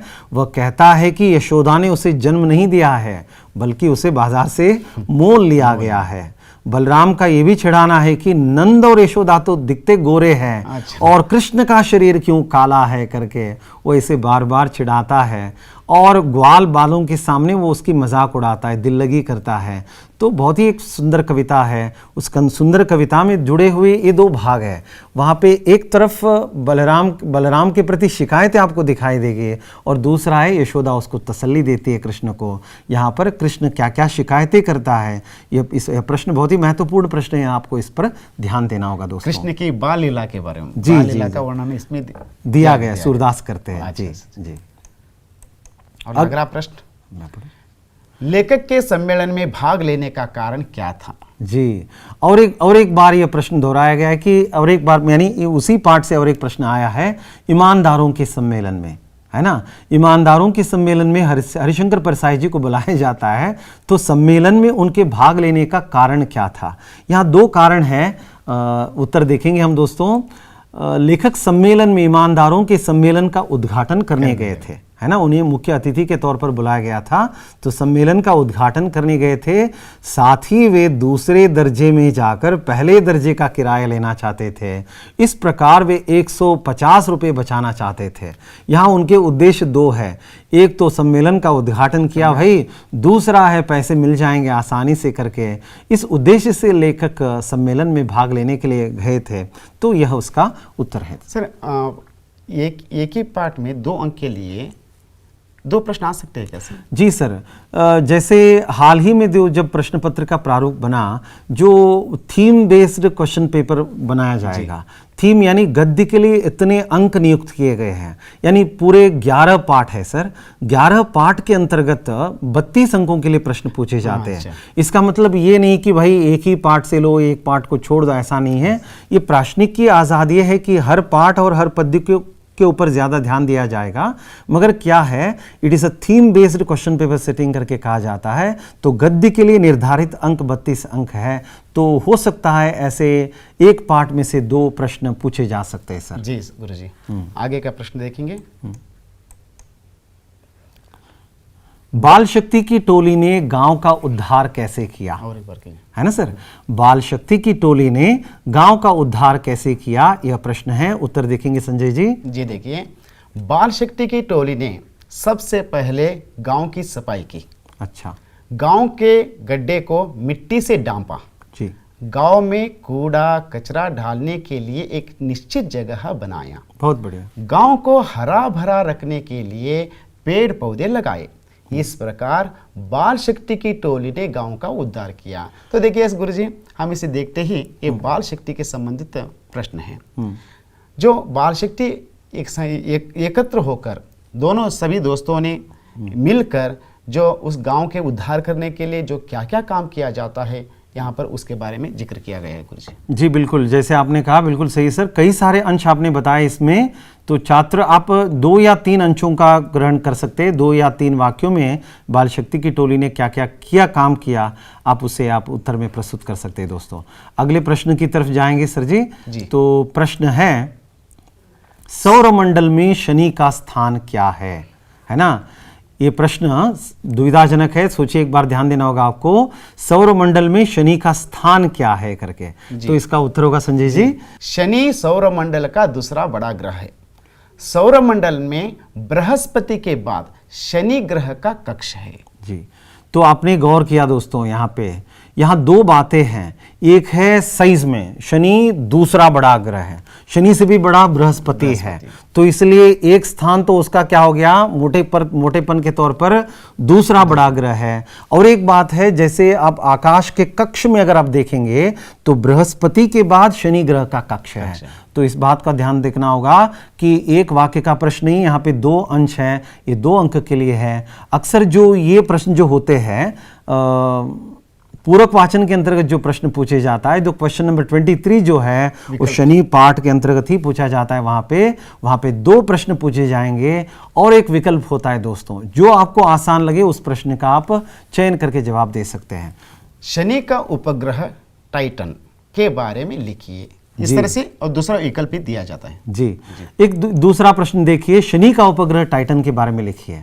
तो टाइटन शनि का बड़ा उपग्रह है, मतलब मैं यहां पे कह रहा हूं टाइटन शनि का बड़ा उपग्रह है। शनि के पास, शनि के साथ लगभग 17 उपग्रह है, उन 17 उपग्रहों में से टाइटन सबसे बड़ा है। उस हिसाब से यह वाक्य बनाया गया है, टाइटन शनि का बड़ा उपग्रह है, यह सौरमंडल का अत्यंत दिलचस्प उपग्रह है। दिलचस्प यानी इंटरेस्टिंग। शनि से संबंधित बहुत सी जानकारी हमें टाइटन से प्राप्त है और यह हमारे चंद्र से भी बड़ा है करके यह 2-3 वाक्य में लिखने लायक है, इसलिए मैंने 3 अंशों का ग्रहण करके इसे यहाँ पे उत्तर को मैंने प्रस्तुत किया है। आप अपने हिसाब से इसका उत्तर दे सकते हैं। सर जी, आपने यहाँ पर दिया है शनि से संबंधित बहुत सी जानकारी हमें टाइटन से प्राप्त है जी, इसके बारे में थोड़ा बताइए। जी, क्योंकि शनि एक ऐसा ग्रह जो सूर्य से अत्यंत दूर है, लगभग 150 करोड़ किलोमीटर की दूरी पर है, इसलिए शनि का जो तापमान जो है 0 से नीचे 150 डिग्री सेंटीग्रेड के आसपास रहता है। तो इसलिए अब तक आदमी को क्या है या किसी अंतरिक्ष यान को उस पर उतारना नामुमकिन वाली बात हो गई है। तो इसलिए क्या किया गया है, टाइटन पर अंतरिक्ष यान को उतार कर क्या किया गया है, वॉयेजर या उसके खोजबीन के दौरान क्या किया गया है, शनि से संबंधित बहुत सी जानकारी प्राप्त किया जा चुका है। इसलिए शनि से संबंधित बहुत सी जानकारी हमें टाइटन से प्राप्त है। सर आगे देखेंगे, प्राकृतिक संसाधनों के संरक्षण में सलमा ने क्या कहा। जी, यह है नागरिक के कर्तव्य से जुड़ा हुआ एक प्रश्न है जो सप्लीमेंट्री रीडिंग में आता है, पूरक वाचन के अंतर्गत आता है। दोस्तों, सलमा वहां कहते, बहुत ही सुंदर बात कहते हैं वो। सलमा कहते हैं कि प्रकृति हमारी माता है, इसलिए हमें प्राकृतिक संसाधनों का संरक्षण करना हम सबका दायित्व है करके कहती है, रेस्पॉन्सिबिलिटी है करके कहती है। तो इस बात को वहां पे बताना होगा कि बस 2 वाक्य में आप इस प्रश्न का उत्तर दे सकते हैं। और एक विकल्प जानेंगे सर इसमें। जी हाँ। झूठ का सहारा लेने से क्या क्या सहना पड़ता है। जी, ये सत्य की महिमा पाठ से है। तो झूठ का सहारा लेने से क्या क्या सहना पड़ता है, तो बहुत सारे कठिनाइयों का सामना करना पड़ता है आपको। झूठ बोलने से अपमानित होना पड़ता है, हमारा व्यक्तित्व कुंठित होता है, आपके उन्नति के मार्ग बंद हो जाते हैं और झूठ बोलने वालों पर लोगों का विश्वास उठ जाता है। इसलिए आपको कभी भी झूठ नहीं बोलना चाहिए दोस्तों। तो इस बात का ध्यान रखना होगा। ऐसे विकल्प दिए जाते हैं तो एक प्रश्न का उत्तर दिया तो काफ़ी है दोस्तों। तो अब तक हमने 2-3 वाक्यों के उत्तर लिखने के लिए जो 8 प्रश्न होते हैं उनका विचार विश्लेषण किया। अब जो है बहुत ही महत्वपूर्ण पायदान पर चढ़ते हैं हम, वह है 3 अंक के 9 प्रश्न होते हैं। चलिए उस ओर हम अग्रसर होते हैं दोस्तों। निम्नलिखित प्रश्नों के उत्तर 3-4 वाक्यों में लिखिए। जी। पहला प्रश्न है, गिल्लू के प्रति महादेवी वर्मा जी की ममता का वर्णन कीजिए। जी, जैसे कहा अभी जो अभिव्यक्ति से जुड़े हुए प्रश्न शुरू हुए तो गिल्लू पाठ से है। महादेवी वर्मा जी का एक बहुत ही सुंदर संस्मरण है। ये पूरा जो पाठ है उन दोनों के बीच का जो संबंध और गिल्लू के क्रियाकलाप से जुड़ी हुई बातें इसमें हैं। तो इसलिए दोस्तों आपने ध्यान दिया होगा कि पिछले जो जितने भी बोर्ड के प्रश्न पत्र होंगे उसमें 3 या 4 अंक के लिए अक्सर यह प्रश्न पूछा जा चुका है। तो ध्यान देते हैं, गिल्लू के प्रति महादेवी वर्मा जी का संबंध कैसा था। तो लेखिका को पशु पक्षियों से प्रेम था, तो इसलिए उन्होंने कौवे से गिल्लू को बचाया। घर में पले कुत्ते और बिल्लियों से बचाने के लिए क्या किया, उन्होंने एक फूल की डलिया में, फूल रखने की एक डलिया में उसे क्या किया, एक झूला तैयार किया। उसे हमेशा प्यार से काजू और बिस्कुट आदि खिलाया। गिल्लू को थाली के पास बिठाकर उसे खाना खाना सिखाया और गिल्लू के अंतिम क्षण में यानी मरते समय उसे बचाने की वह पूरी तरह से कोशिश करती है और गिल्लू की समाधि उसका बहुत ही प्रिय लता यानी सोन जूही की लता के नीचे गिल्लू की समाधि वह बनाती है। तो इस प्रकार बहुत ही एक इमोशनल प्रश्न है, इमोशनल बातें हैं यहाँ पे, भावपूर्ण बातें हैं दोस्तों। तो महादेवी वर्मा और गिल्लू का संबंध इस प्रकार एक बहुत ही प्यारा सा संबंध था। तो उस संबंध के बारे में एक प्रश्न है, आप अपने हिसाब से अपने शब्दों में बच्चे क्या कर सकते हैं, उत्तर दे सकते हैं दोस्तों। सर ये उत्तर देखते मुझे पता चलता है कि मुझे मालूम हो रहा है, क्योंकि अगर इस ममता का वर्णन को, इस उत्तर को छात्र अच्छी तरह से पढ़ेंगे, समझेंगे तो एक अंक के प्रश्न भी लिख सकते हैं इसमें। जरूर जरूर, आपने बहुत बड़ी अच्छी बात कही। अगर इस पाठ से जुड़े हुए कोई 1 या 2 अंक के प्रश्न आएंगे तब भी आप इसे आसानी के साथ लिख सकते हैं दोस्तों। तो अगला प्रश्न देखेंगे गुरुजी जी। राजकिशोर के मानवीय व्यवहार का परिचय दीजिए। ये प्रश्न बहुत ही महत्वपूर्ण प्रश्न है दोस्तों। ये है बसंत की सच्चाई से जी एकांकी से जुड़ा हुआ ये प्रश्न है। उस एकांकी के बहुत प्रमुख चरित्रों में पंडित राजकिशोर एक बहुत बड़े चरित्र है। तो राजकिशोर के मानवीय व्यवहार का परिचय इसमें प्राप्त हम करेंगे। तो दोस्तों हम देख पा रहे हैं कि पंडित राजकिशोर मजदूरों के अधिकारों के लिए लड़ने वाले नेता थे। वो एक मजदूरों के नेता थे ना, मजदूरों के लिए लड़ने वाले नेता थे। वो एक परोपकारी व्यक्ति थे। बसंत के स्वाभिमान और परिश्रम से वे प्रभावित होते हैं, है ना। इसीलिए उसको मदद करने की सहायता उद्देश्य से ही क्या करते, उससे वे छलनी खरीदते हैं जी। बसंत को मोटर दुर्घटना में घायल होने की बात से वे अत्यंत दुखी हो जाते हैं। तुरंत डॉक्टरों को लेकर उसकी सहायता के लिए दौड़ते हैं और अस्पताल पहुंचाने के लिए एम्बुलेंस की व्यवस्था करते हैं। तो इस प्रकार वे कहते हैं कि आपको अंत में लिखना होगा कि सच है पंडित राजकिशोर सच्चे अर्थों में एक मानवीयता की मूर्ति थे। बच्चों आपको ध्यान रखना होगा, ऐसी सारी बातों का आप कहानी के जरिए या उन घटनाओं के जरिए आप प्रस्तुतिकरण कीजिए। अंत में आपको इसका उपसंहार लिखना होगा, by this way I can prove that he was a gentleman करके, है ना। इस प्रकार हम कह सकते हैं कि पंडित राजकिशोर एक मानवीयता की मूर्ति थे करके। अगर आप उत्तर को लैंडिंग करेंगे तो बहुत ही बढ़िया लगेगा। खास तौर पर यहाँ पे संजय साहब ने क्या दिया है, मेन वर्ड्स को क्या किया है उन्होंने हाईलाइट करके लिखा है। तो उस बात पर आपको ध्यान देना होगा। आपको भी पेंसिल से या पेन से क्या करना होगा, उसकी प्रधान बातों को क्या करना होगा, हाईलाइट करके अंडरलाइन करके प्रस्तुत करेंगे तो हमारी नज़र सीधा वहाँ पे जाएंगे। तो सारे विचारों को आपने कवर किया है करके आपके बारे में बहुत हम खुश हो जाएंगे और हो सकता है कि पूरे के पूरे 3 अंक आप प्राप्त कर सकते हैं इसमें से। अवश्य गुरुजी जी। अगला प्रश्न, अगले प्रश्न की ओर अग्रसर होते हैं। तो प्रश्न है दोस्तों, धीरज सक्सेना को बुद्धिमान रोबोट की जरूरत क्यों थी? ठीक है, इसका उत्तर होगा संजय जी। ये रोबोट पार्ट से लिया गया है। बिल्कुल जी। वर्षों से सक्सेना परिवार में साधुराम जैसे एक नौकर काम कर रहा था। अचानक चलती बस से गिरकर उसे चोट आ जाती है, इसलिए उसे अस्पताल में दाखिल हुआ।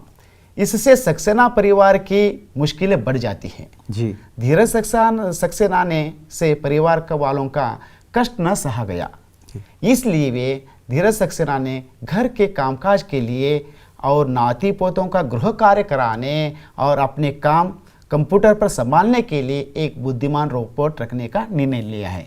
देखिए आप इस कहानी को दोस्तों, आप इस कहानी को अच्छी तरह से आप समझेंगे तो आपको अवश्य 3 अंक मिलने की संभावना हो सकती है। तो देखिए सक्सेना परिवार में साधुराम जैसा नौकर काम कर रहा था।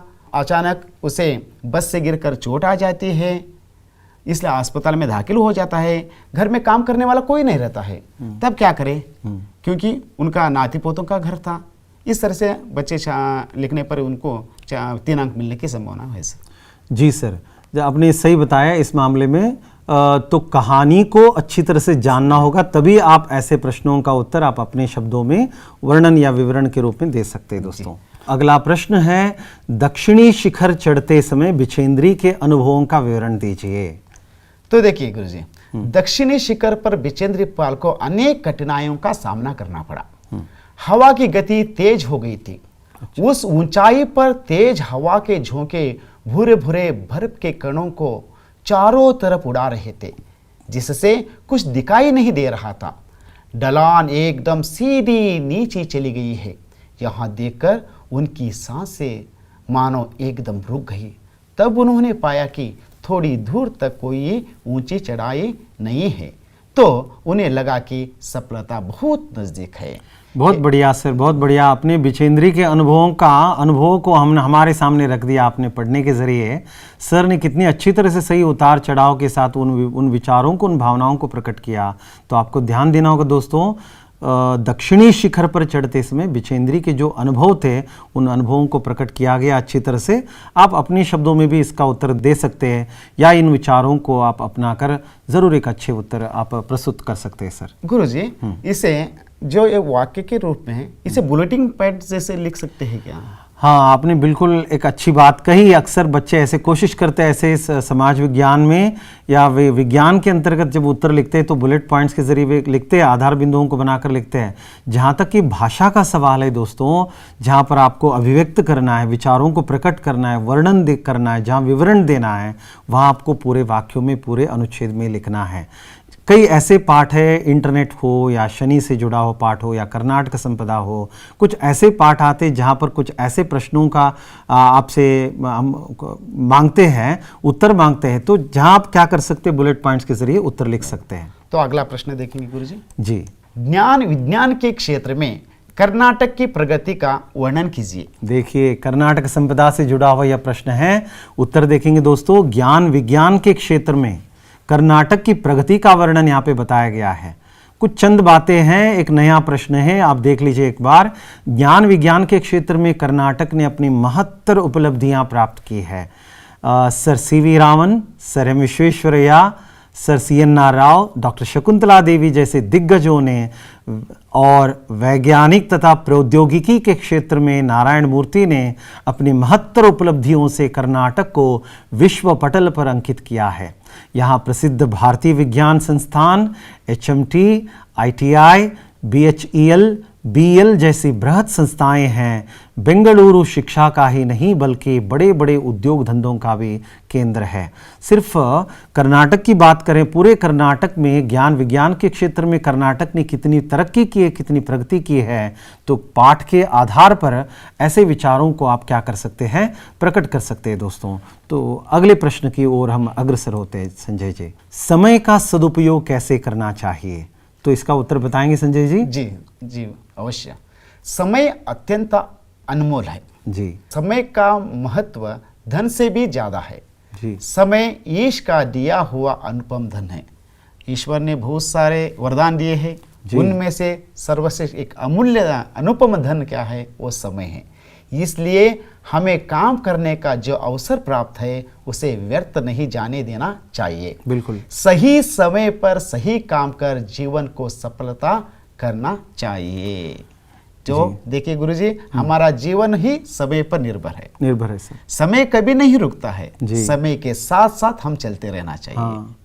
ऐसे कहा जाता है ना सर, समय और समुद्र की लहरें किसी के इंतजार में खड़ी नहीं रहती। जी जी, बहुत अच्छा बढ़िया कहा आपने जी। इसलिए समय का सदुपयोग कैसे करना चाहिए, कविता के आधार पर दोस्तों, सियाराम शरण गुप्त जी की कविता है, उस कविता के आधार पर क्या करना होगा, आपको इन अंशों को बताना होगा। ठीक है, अगला प्रश्न। अभिनव मनुष्य कविता के द्वारा दिनकर जी क्या संदेश देना चाहते हैं?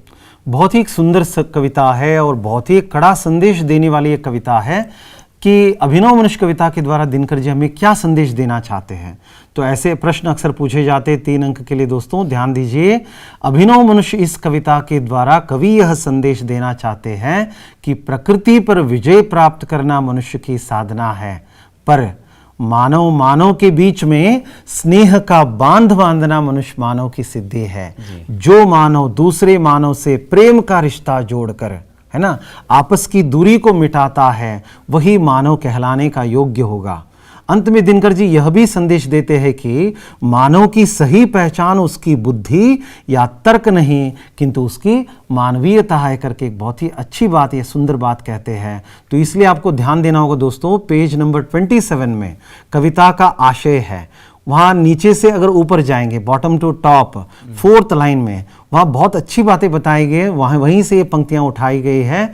तो आप एक अच्छी तरह से एक उत्तर अगर आप तैयार कर लेंगे तो बहुत ही बढ़िया प्रश्न का उत्तर बनेगा ये। तो इस मामले में मैं समझता हूँ आप अच्छी तरह से तैयारी करेंगे। तो इस प्रश्न के ऊपर ध्यान दीजिए, बहुत ही महत्वपूर्ण प्रश्न है, क्योंकि कविता का आधा अंश यह बात है जो कविता के द्वारा कवि संदेश देना चाहते हैं, तो उस पर आपको ध्यान देना होगा। जी गुरुजी, बहुत बढ़िया कहा आपने। अगला प्रश्न देखेंगे जी। अगला प्रश्न है दोहे का भावार्थ अपने शब्द में लिखिए। एक बहुत ही महत्वपूर्ण बात है। तो दोहा इस प्रकार दिया गया है कि मुखिया मुख सो चाहिए खान पान को एक, मुखिया मुख सो चाहिए खान पान को एक, पाले पोसे सकल अंग तुलसी सहित विवेक। जी, इसका भावार्थ किस तरह से लिखना चाहिए गुरुजी? जी बहुत ही बढ़िया सुंदर ढंग से आपने सुनाया सर ने। ठीक है, इसका भावार्थ प्रस्तुत करने का एक अंदाज है दोस्तों। आमतौर पर मैं ये कहता हूँ कि ऐसे हिंदी में स्लो लर्नर्स की बात मैं उनको नहीं कहूँगा, उनको वो नाम नहीं दूंगा मैं, जो भाषा की तरफ ज़्यादा इंटरेस्ट नहीं दिखाते, इसलिए आप हिंदी में थोड़े डल हुए। वरना अगर आप भाषा की ओर अगर आप ध्यान देंगे तो आसानी के साथ आप भी इसमें अच्छे अंक प्राप्त कर सकते हैं। किसी भी भाषा की ओर अगर आप अपनी आस्था बढ़ाएंगे तो आसानी के साथ आप उस भाषा पर क्या करेंगे, काबिलियत पा सकते हैं दोस्तों। तो सबसे पहले मैं समझता हूँ दोस्तों उस कवि के बारे में एक दो पंक्तियों में कवि का पहचान आपको देना होगा। उसके बाद कवि का भावार्थ, उसमें निहित भावार्थ क्या है उसमें बताना होगा, और उसके अंत में क्या करना होगा, इस दोहे में निहित मूल्य जो है उसे आपको प्रस्तुतिकरण करना होगा। देखिए जैसे यहाँ पर सर ने आप प्रस्तुत कर रहे हैं, यहाँ पे प्रस्तुत दोहे को हिंदी साहित्य में भक्ति काल के राम भक्ति शाखा के श्रेष्ठ कवि तुलसीदास जी ने लिखा है। अगर आप इतना लिख देंगे ना तो एक परीक्षक क्या सोचेगा, वाव इसे हिंदी साहित्य का ज्ञान है, उसमें श्रेष्ठ कवि राम भक्ति शाखा के सर्वश्रेष्ठ कवि तुलसीदास जी करके बता रहा है, तो ये बंदा बहुत कुछ जानता है करके आपके ऊपर क्या करेगा, क्या होगा, तो हमारा इज्जत क्या होगा, वो बढ़ जाएगा। तो उसके बाद क्या करेंगे आप, कविता का जो निहित भावार्थ है जो जैसे किताब में दिया गया है आप उस पर प्रकाश डाल सकते हैं। तो यहाँ पे हम देखेंगे मुखिया को मुख के समान होना चाहिए। मुख यानी अवधि में मुंह, यानी मुख खाने पीने के द्वारा शरीर के सभी अंगों का पालन पोषण बहुत ही विवेक के साथ करता है। ठीक इसी प्रकार एक मुखिया यानी एक राजा को अपनी सारी प्रजा का पालन पोषण बहुत ही विवेक के साथ करना चाहिए करके तुलसीदास जी एक बहुत ही बढ़िया संदेश इसमें देते हैं। तो दोस्तों आखिर में अंत में आपको एक संदेश प्रस्तुत करना है, तो उसे अगर आप बताएंगे इस दोहे का जो इस दोहे की जो विशेषता ये है कि प्रस्तुत दोहे में तुलसीदास जी तत्कालीन समाज को एक अच्छे राजा के लक्षणों के बारे में बताते या संदेश देते लिखना होगा, और आपका प्रभाव ऐसा असर रहेगा कि आगे के उत्तरों पर भी एक मूल्य मापक क्या करेगा, एक परीक्षक क्या करेगा, खुशी से अंक प्रदान करते चला जाएगा। तो आप ऐसे प्रस्तुतिकरण भी कर सकते हैं। आमतौर पर जो हिंदी में जो डल हैं यानी जो अच्छी तरह से प्रस्तुत नहीं कर पाते, मैं उनको एक बात कहना चाहता हूँ संजय जी। ऊपर वहां आप देख पा रहे दोस्तों मुखिया मुख सो चाहिए करके बताया गया है।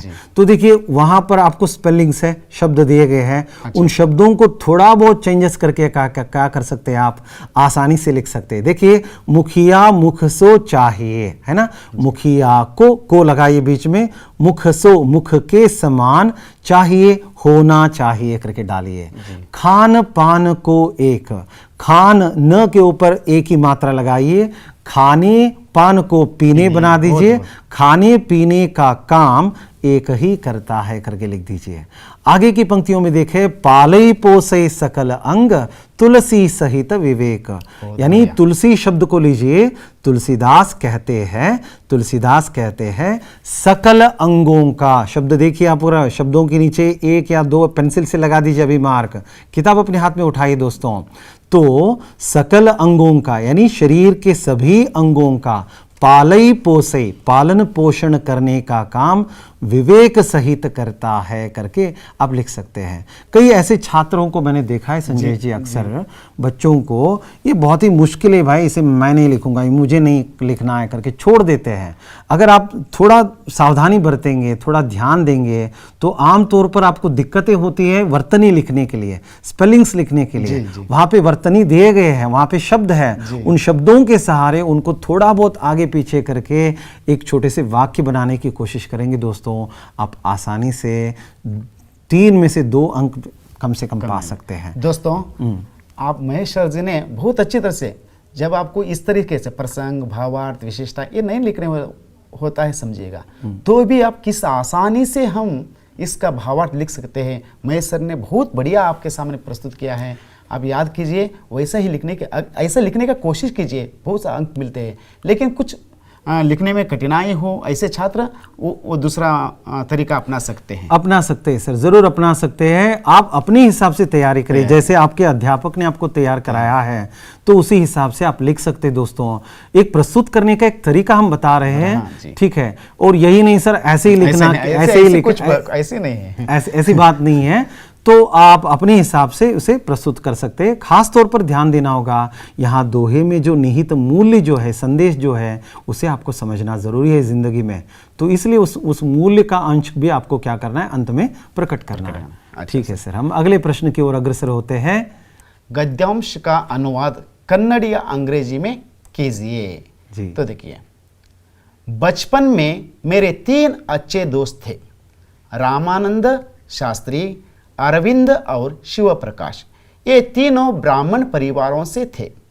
रामानंद शास्त्री तो रामेश्वर मंदिर के सबसे बड़े पुजारी पक्षी लक्ष्मण शास्त्री का बेटा था जी। तो इसका कन्नड़ या अंग्रेजी में किस तरह से लिखा जाता है, आप बताइए गुरुजी। तो इसके अंतर्गत दोस्तों ऐसे अनुवाद के लिए एक प्रश्न जो आता है, जो क्वेश्चन नंबर 32 जो है वो अनुवाद के लिए होता है अक्सर प्रश्न।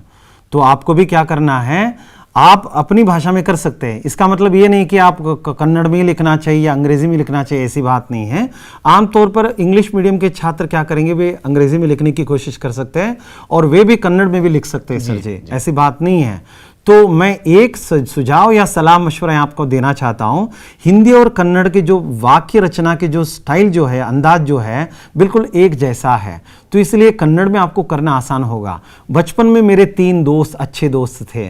ಬಾಲ್ಯದಲ್ಲಿ ನನಗೆ 3 ಒಳ್ಳೆಯ ಗೆಳೆಯರು ಇದ್ದರು ಅಥವಾ ಸ್ನೇಹಿತರು ಇದ್ದರು, ರಮಾನಂದ ಶಾಸ್ತ್ರಿ, ಅರವಿಂದನ್ और शिव प्रकाश करके वहाँ पे देखा, रमानंद शास्त्री, अरविंदन ಮತ್ತು शिव प्रकाश, ಈ ಮೂವರು ಬ್ರಾಹ್ಮಣರಾಗಿದ್ದರು। ये तीनों ब्राह्मण परिवार से थे। यहाँ इसका मतलब नहीं कि वर्ड टू वर्ड करे, मक्की का मक्की नहीं करना है हमें, उसका भावानुवाद करना है दोस्तों। ಈ ಮೂವರು ಬ್ರಾಹ್ಮಣರಾಗಿದ್ದರು। ರಾಮಾನಂದ ಶಾಸ್ತ್ರಿ ರಾಮೇಶ್ವರಂ ದೇವಸ್ಥಾನದ ಪ್ರಧಾನ ಅರ್ಚಕರಾದ ಪಕ್ಷಿ ಲಕ್ಷ್ಮಣ ಶಾಸ್ತ್ರಿಗಳ ಮಗನಾಗಿದ್ದ ಅಂತಂತ ಬರಿಬಹುದು ಸ್ನೇಹಿತರೆ। ಈ ರೀತಿಯಾಗಿ ಕನ್ನಡದಲ್ಲಿ ಅದರ ಭಾವಾನುವಾದವಾಗಬೇಕು, ಅದೇ ರೀತಿಯಾಗಿ ಅದೇ ಶಬ್ದಗಳೇ ಬರಬೇಕು ಅಂತಂತಿಲ್ಲ, ಅದರ ಸುಂದರವಾದಂಥ ಭಾವಾನುವಾದ ನೀವು ಇದನ್ನು ಮಾಡಬೇಕು। तो ठीक है, इसे अंग्रेजी में देखेंगे दोस्तों। So I had 3 good friends in my childhood, Ramanand Shastri, Aravindan and Shiva Prakash. All were from Brahmin families. Ramanand Shastri was the son of the eldest priest of Rameshwaram temple, Shri Pakshi Lakshman Shastri. तो इस प्रकार आप अंग्रेजी में भी इसका उत्तर दे सकते हैं या कन्नड़ में दे सकते हैं। बस इस बात का ध्यान रखना होगा दोस्तों, आप किसी एक भाषा में इसका अनुवाद करना होगा। कुछ ऐसे नटखट छात्र होते हैं, तो मेरे पास एक ताकत है, मैं दोनों भाषा में लिख लूंगा, जिसका चयन करना चाहिए आप कर सकते हैं करके। नहीं, ऐसी गलतियां मत कीजिए। तो एक ही भाषा में इसका अनुवाद कीजिएगा दोस्तों, ठीक है। निम्नलिखित प्रश्नों के उत्तर 5-6 वाक्यों में लिखिए। अब आगे 4 अंक के प्रश्न। इंटरनेट आधुनिक जीवन शैली का एक महत्वपूर्ण अंग बन गया है ना। कथन तो वही बताते हैं, कैसे स्पष्ट कीजिए करके। और इसका एक विकल्प भी होता है। विकल्प का प्रश्न हम आगे प्रस्तुत करेंगे दोस्तों। ये बहुत ही महत्वपूर्ण प्रश्न है, इंटरनेट क्रांति पाठ से जुड़ा हुआ है। हमारी जीवन शैली का एक महत्वपूर्ण अंग कैसे बना है, यहाँ कुछ चंद अंश दिए गए हैं दोस्तों। इंसान के लिए खान पान जितना ज़रूरी है, आज इंटरनेट भी उतना ही आवश्यक हो गया है। इंटरनेट द्वारा हम घर बैठे बैठे खरीदारी कर सकते हैं, कोई भी बिल भर सकते हैं। इंटरनेट बैंकिंग के द्वारा दुनिया के किसी भी जगह हम पैसे भेज सकते हैं। पल भर में कोई भी विचार, स्थिर चित्र, वीडियो चित्र दुनिया के किसी भी कोने में भेज सकते हैं। वीडियो कॉन्फ्रेंस के द्वारा क्या किया जा सकता है, विचार विनिमय कर सकते हैं। ई गवर्नेंस के द्वारा सरकार के सभी कामकाज का विवरण हम पा सकते हैं, यथावत पा सकते हैं। इस प्रकार इंटरनेट आधुनिक जीवन शैली का एक महत्वपूर्ण अंग बन गया है करके प्रस्तुतिकरण कर सकते हैं। दोस्तों यहाँ पर हमने क्या किया है, कुछ चंद अंशों को, चंद बातों को हमने बताया है। इंटरनेट से जुड़ी हुई जो महत्वपूर्ण बातें, जो लाभ है, जिसका प्रस्तुतिकरण मुख्यांश के तौर पर आप प्रस्तुत कर सकते हैं सर। वो एक विकल्प का और एक प्रश्न है इसी पाठ के अंतर्गत, विकल्प का प्रश्न देखेंगे तो एक प्रश्न है दोस्तों, सोशल नेटवर्किंग एक क्रांतिकारी खोज है, कैसे बताइए करके। ये भी बहुत ही महत्वपूर्ण प्रश्न है। आजकल आप सोशल नेटवर्किंग के साथ जुड़े हुए रहते हैं, आपके एक पसंदीदा विषय है, मैं जानता हूं दोस्तों, ठीक है। सोशल नेटवर्किंग आज एक क्रांतिकारी आविष्कार है जिसने दुनिया भर के लोगों को एक जगह पर लाकर खड़ा कर दिया है। इसके कई साइट्स है दोस्तों, फेसबुक, ट्विटर, लिंक्डइन, ऐसे आदि। इन साइटों के कारण, ये महत्वपूर्ण बात है, आपको इसे लिखना होगा, इन साइटों के कारण देश विदेश के लोगों की रहन सहन, वेशभूषा, खान पान, संस्कृति, कला आदि का प्रभाव शीघ्रातिशीघ्र हमारे समाज पर पड़ रहा है।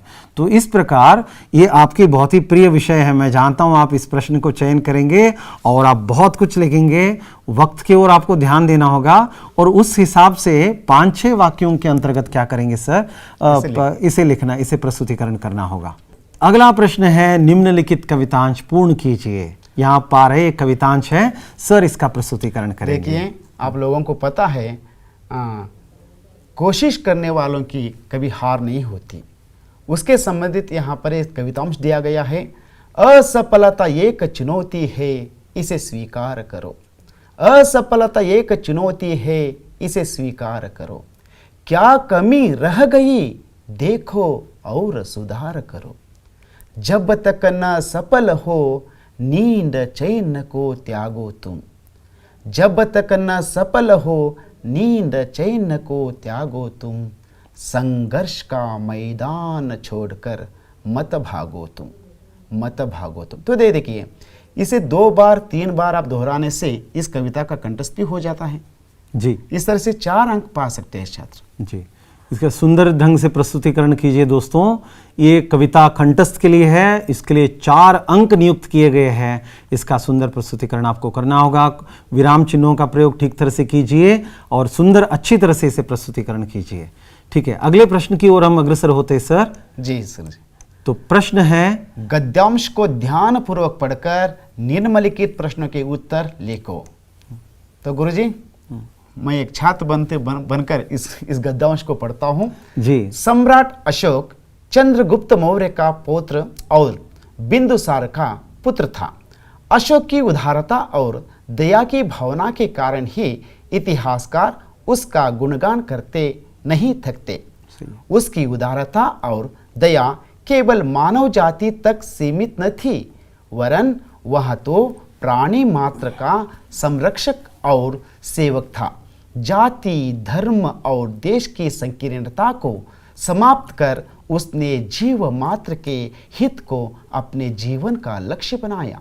सम्राट अशोक के महान आदर्श आज भी भारत में जीवित है और यहाँ के निवासियों को आत्म कल्याण, धार्मिक सहिष्णुता और विश्व बंधुत्व की प्रेरणा दे रही है जी। तो देखिए सम्राट अशोक जी की जो उनका जो आदर्श था इस गद्यांश में दिया गया है जी।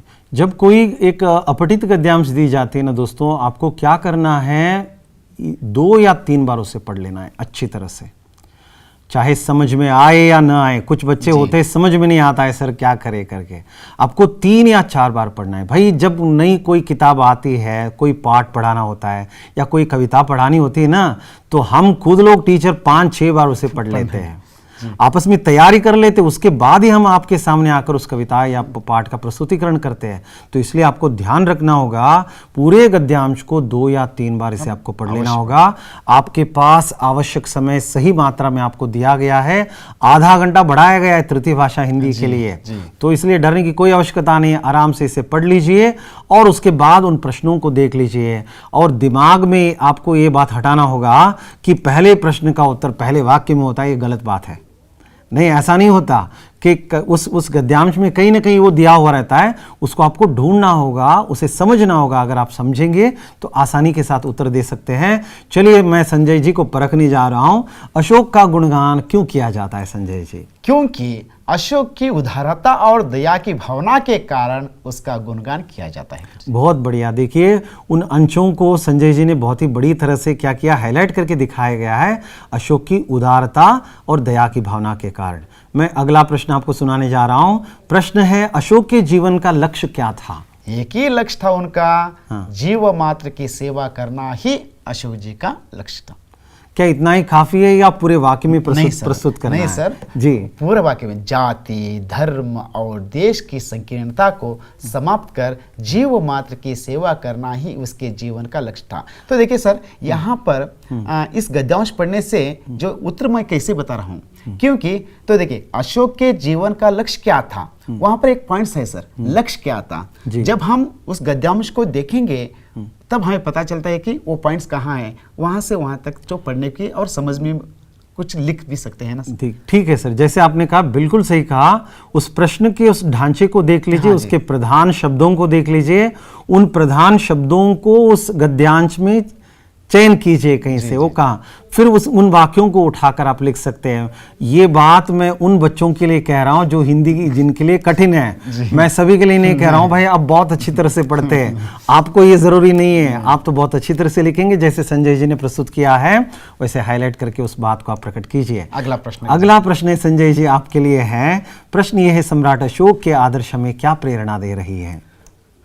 सम्राट अशोक के आदर्श हमें आत्म कल्याण, धार्मिक सहिष्णुता और विश्व बंधुत्व की प्रेरणा दे रही है।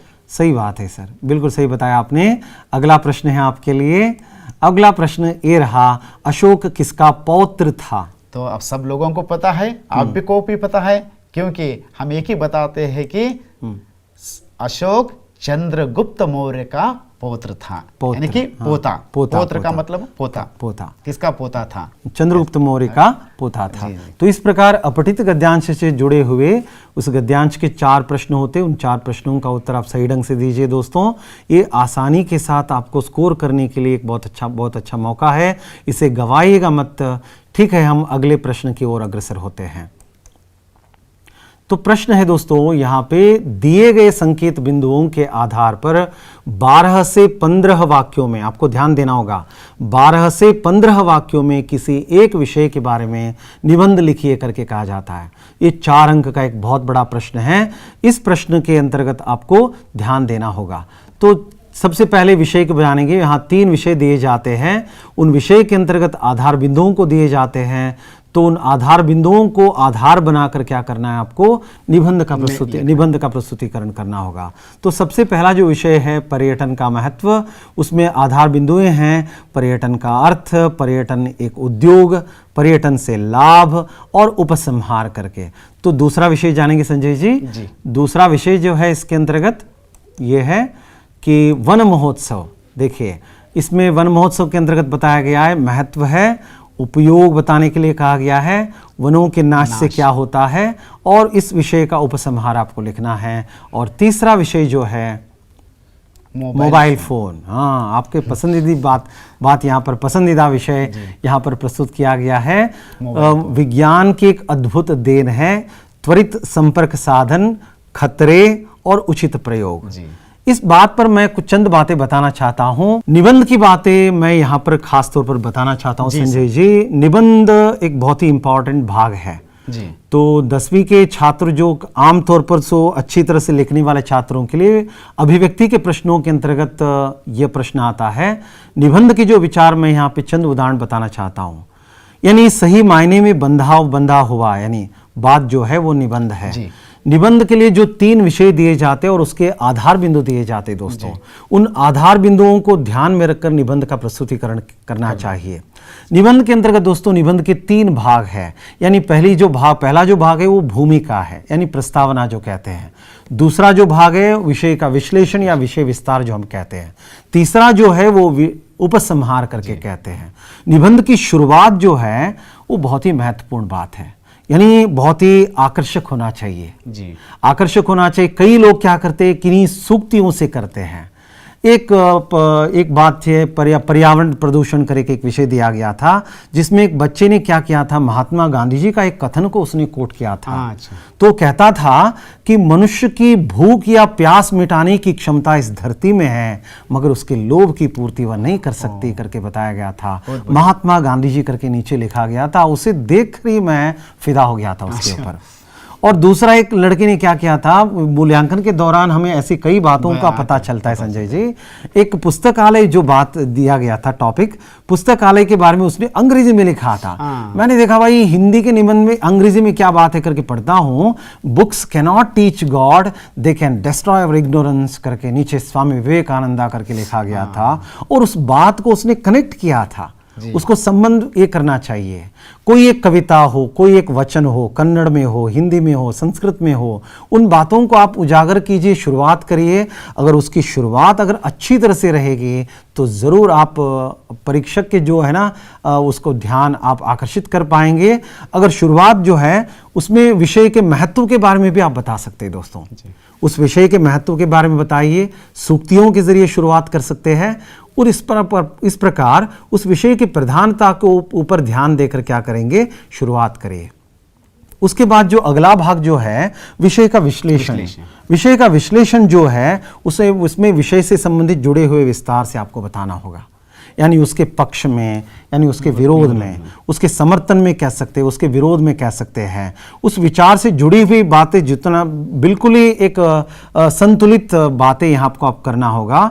बिल्कुल विवरण के तौर पर, यानी 2 या 3 पैराग्राफ में क्या करना है उसको आपको बढ़ाना है। तो उसके अंत में, निबंध के अंत में जो उपसंहार, और एक बात है, एक बहुत ही महत्वपूर्ण स्टेज है। उपसंहार के अंतर्गत क्या होता है दोस्तों, आपका जो विचार है, यानी उस विषय से संबंधित जो आपने जो सहमति ली है, जो विचारों को आपने बताना चाहते हैं, आप सीधा आप बता सकते हैं उस विषय के बारे में। एक बार क्या होता, विज्ञान वरदान है या अभिशाप। और यहाँ पे अभी मैंने दिखाया मोबाइल फ़ोन करके। मोबाइल फ़ोन के बारे में मैं उपसंहार के लिए एक बात बताना चाहता हूँ। एक बच्चे ने लिखा था, छुरी से किसी की हत्या भी कर सकते हैं, किसी की चिकित्सा भी कर सकते हैं। बहुत बढ़िया है ना। अगर मोबाइल का प्रयोग अगर आप अच्छे कार्यों के लिए करेंगे, ज्ञान हासिल करेंगे, तो आपके लिए वरदान सिद्ध होगा। मोबाइल का प्रयोग अगर आप बुरे कार्यों के लिए, दुष्कृत्य के लिए करेंगे, तो ज़रूर आपके लिए शाप सिद्ध होगा। तो इस बात को ध्यान देना होगा। तो इसलिए बहुत ही सचेत होकर मोबाइल का उपयोग आपको करना है। इस प्रकार उस एक बच्चे ने क्या किया था, उस विचार को बहुत ही सुंदर ढंग से उपसंहार में प्रस्तुत किया गया था, उसे हाईलाइट भी किया था। मैं देखकर बहुत ही खुश हुआ। इसमें ज़्यादा नहीं होता, उस विषय के बारे में क्या करना है, चंद बातें आपको बतानी हैं। और उसके बारे में कई बार क्या होता है, कुछ छात्र ऐसे करते हैं जो निबंध का जो सारांश जो होता है, उस सारांश को क्या करते हैं, कुछ चंद बातों को वहाँ पर प्रस्तुतिकरण करते हैं।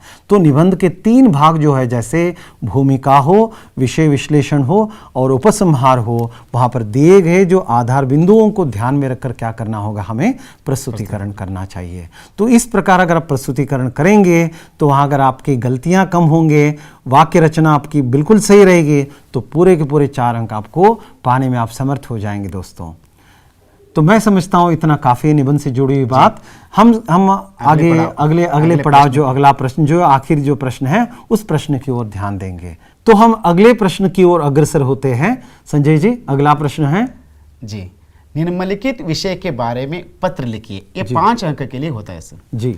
जो इस पत्र लेकर किस तरह से पूछा जाता है, उसके बारे में प्रश्नों को देखेंगे। सबसे पहले, अपनी परीक्षा परिणाम के बारे में पिता के नाम पत्र लिखिए जी। और उसका विकल्प है 3 दिन के अवकाश के लिए प्रधानाचार्य के नाम प्रार्थना पत्र लिखिए। यानी कि अवकाश यानी छुट्टी सर। तो एक हम इसे देखते पता चलता है कि एक पारिवारिक पत्र है और एक व्यवहारिक पत्र है। जी। तो देखिए, हम सबसे पहले पारिवारिक पत्र को किस प्रकार से लिखा जाता है लिख सकते हैं। पहला है, सबसे पहले हम जो ये पत्र लिखा जाता है, सबसे पहले हम दिनांक लिखेंगे। जी सर, तारीख लिखेंगे। उसके बाद प्रेषक, जो पत्र कौन लिख रहा है उसका बारे में, तो देखिए पता अब का 10वीं कक्षा से हाई स्कूल, उसका यानी कि वो छात्र जो पढ़ाई कहाँ कर रहा है, कहाँ के हैं, हाँ, वो किस हाई स्कूल से है, वो कहाँ पढ़ाई कर रहा है, उसका बारे में उसका पता लिखा है। उसके बाद प्रारंभ होता है पूज्य पिताजी। जी, ये संबोधन है। संबोधन यहाँ पर संबोधन है, पूज्य पिताजी। अगर दोस्तों तो प्रिय मित्र, ऐसे प्रिय सहेली, हाँ। इस तरह से भी हम दूसरी तरह से हम लिख भी सकते हैं। उसके बाद यहाँ पर देखिए सादर प्रणाम। जी, तो अभिवादन दिया गया है, सादर प्रणाम। जी, उसके बाद तो प्रारंभ किस तरह से, पत्र का कलेवर होगा। पत्र का कलेवर इस तरह से लिख सकते हैं, मैं यहाँ सकुशल हूँ, आशा करता हूँ कि आप भी सकुशल होंगे, और इस बार परीक्षा में मेरे अच्छे परिणाम आए हैं, मैं अच्छे अंकों से उत्तीर्ण हूँ, और घर में माताजी को मेरा प्रणाम करना, भाई बहनों को मेरा प्यार कहना। इस तरह से हम पत्र को कलेवर लिख सकते हैं। उसके बाद समाप्ति, आपका प्रिय पुत्र पुत्री। अब यानी कि वहां पर प्रेषक में जो लिखा जाता है उसके बारे में लिखा गया है। उसके बाद सेवा में जो हम किसे लिख रहे हैं, टू एड्रेस वहां पर दिया गया है। तो देखिए, पत्र पाने वाले का पता। इस तरह से हम जो एक उदाहरण के तौर पर आपको यहाँ पर एक नमूना प्रस्तुत किया गया है। एक पारिवारिक पत्र का एक नमूना हो गया। तो हम व्यावहारिक पत्र का एक नमूना दिखाइए संजय जी। तो व्यवहारिक पत्र में होता है कि सबसे पहले दिनांक, जी, उसके बाद प्रेषक सेम, यानी कि हम किसे कौन लिख रहा है, जो लिखने वाले का जो वहां पर नाम आता है। उसी तरह अब का 10वीं कक्षा डैश हाई स्कूल, वहाँ डैश डाला गया है कि जो आप अपने हाई स्कूल का नाम उसमें लिख सके करके एक ढांचा मात्र है, मात्र एक ढांचा है जी। हाँ।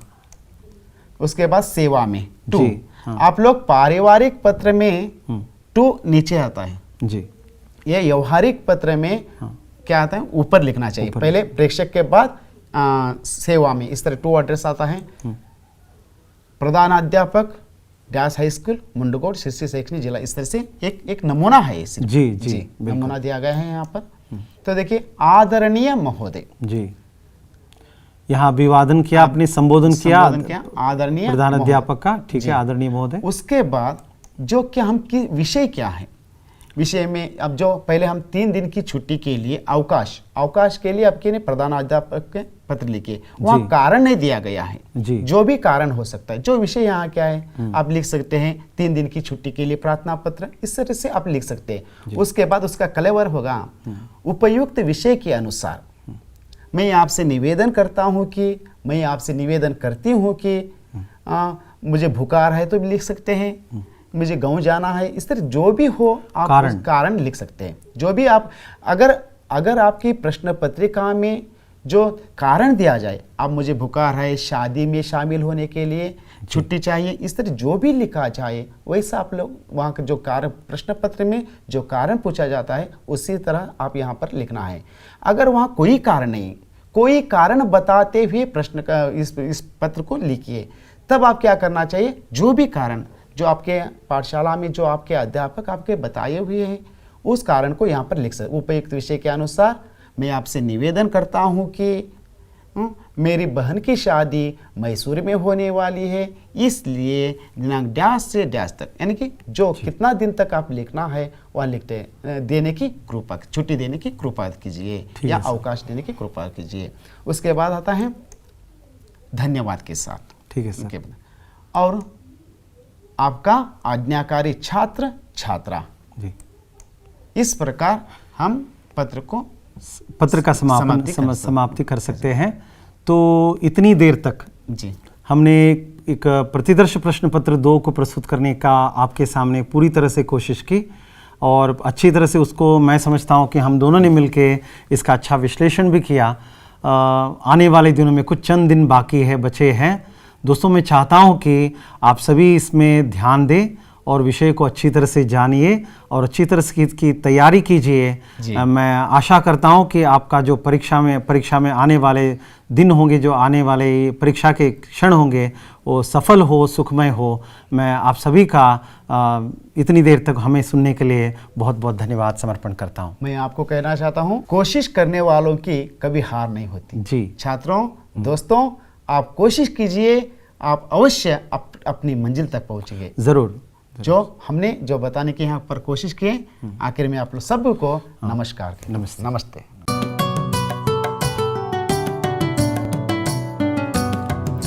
ಭೀತಿ ತೊರೆಯುವ ನಾವು ಪರೀಕ್ಷೆ ಬರೆಯುವ ಪರೀಕ್ಷಾವಾಣಿಯ ನಾವು ನೋಡಿ ಕಲಿಯುವ ಖಾಲಿ ಜಾಗ ಭರ್ತಿ ಮಾಡಿ ಹೊಂದಿಸಿ ಬರೆದು ಲೆಕ್ಕ ಮಾಡಿ ಚಿತ್ರ ಬರೆದು ಭಾಗವ ಹೆಸರಿಸಿ ಎಲ್ಲ ಪ್ರಶ್ನೆಗೂ ಉತ್ತರಿಸಿ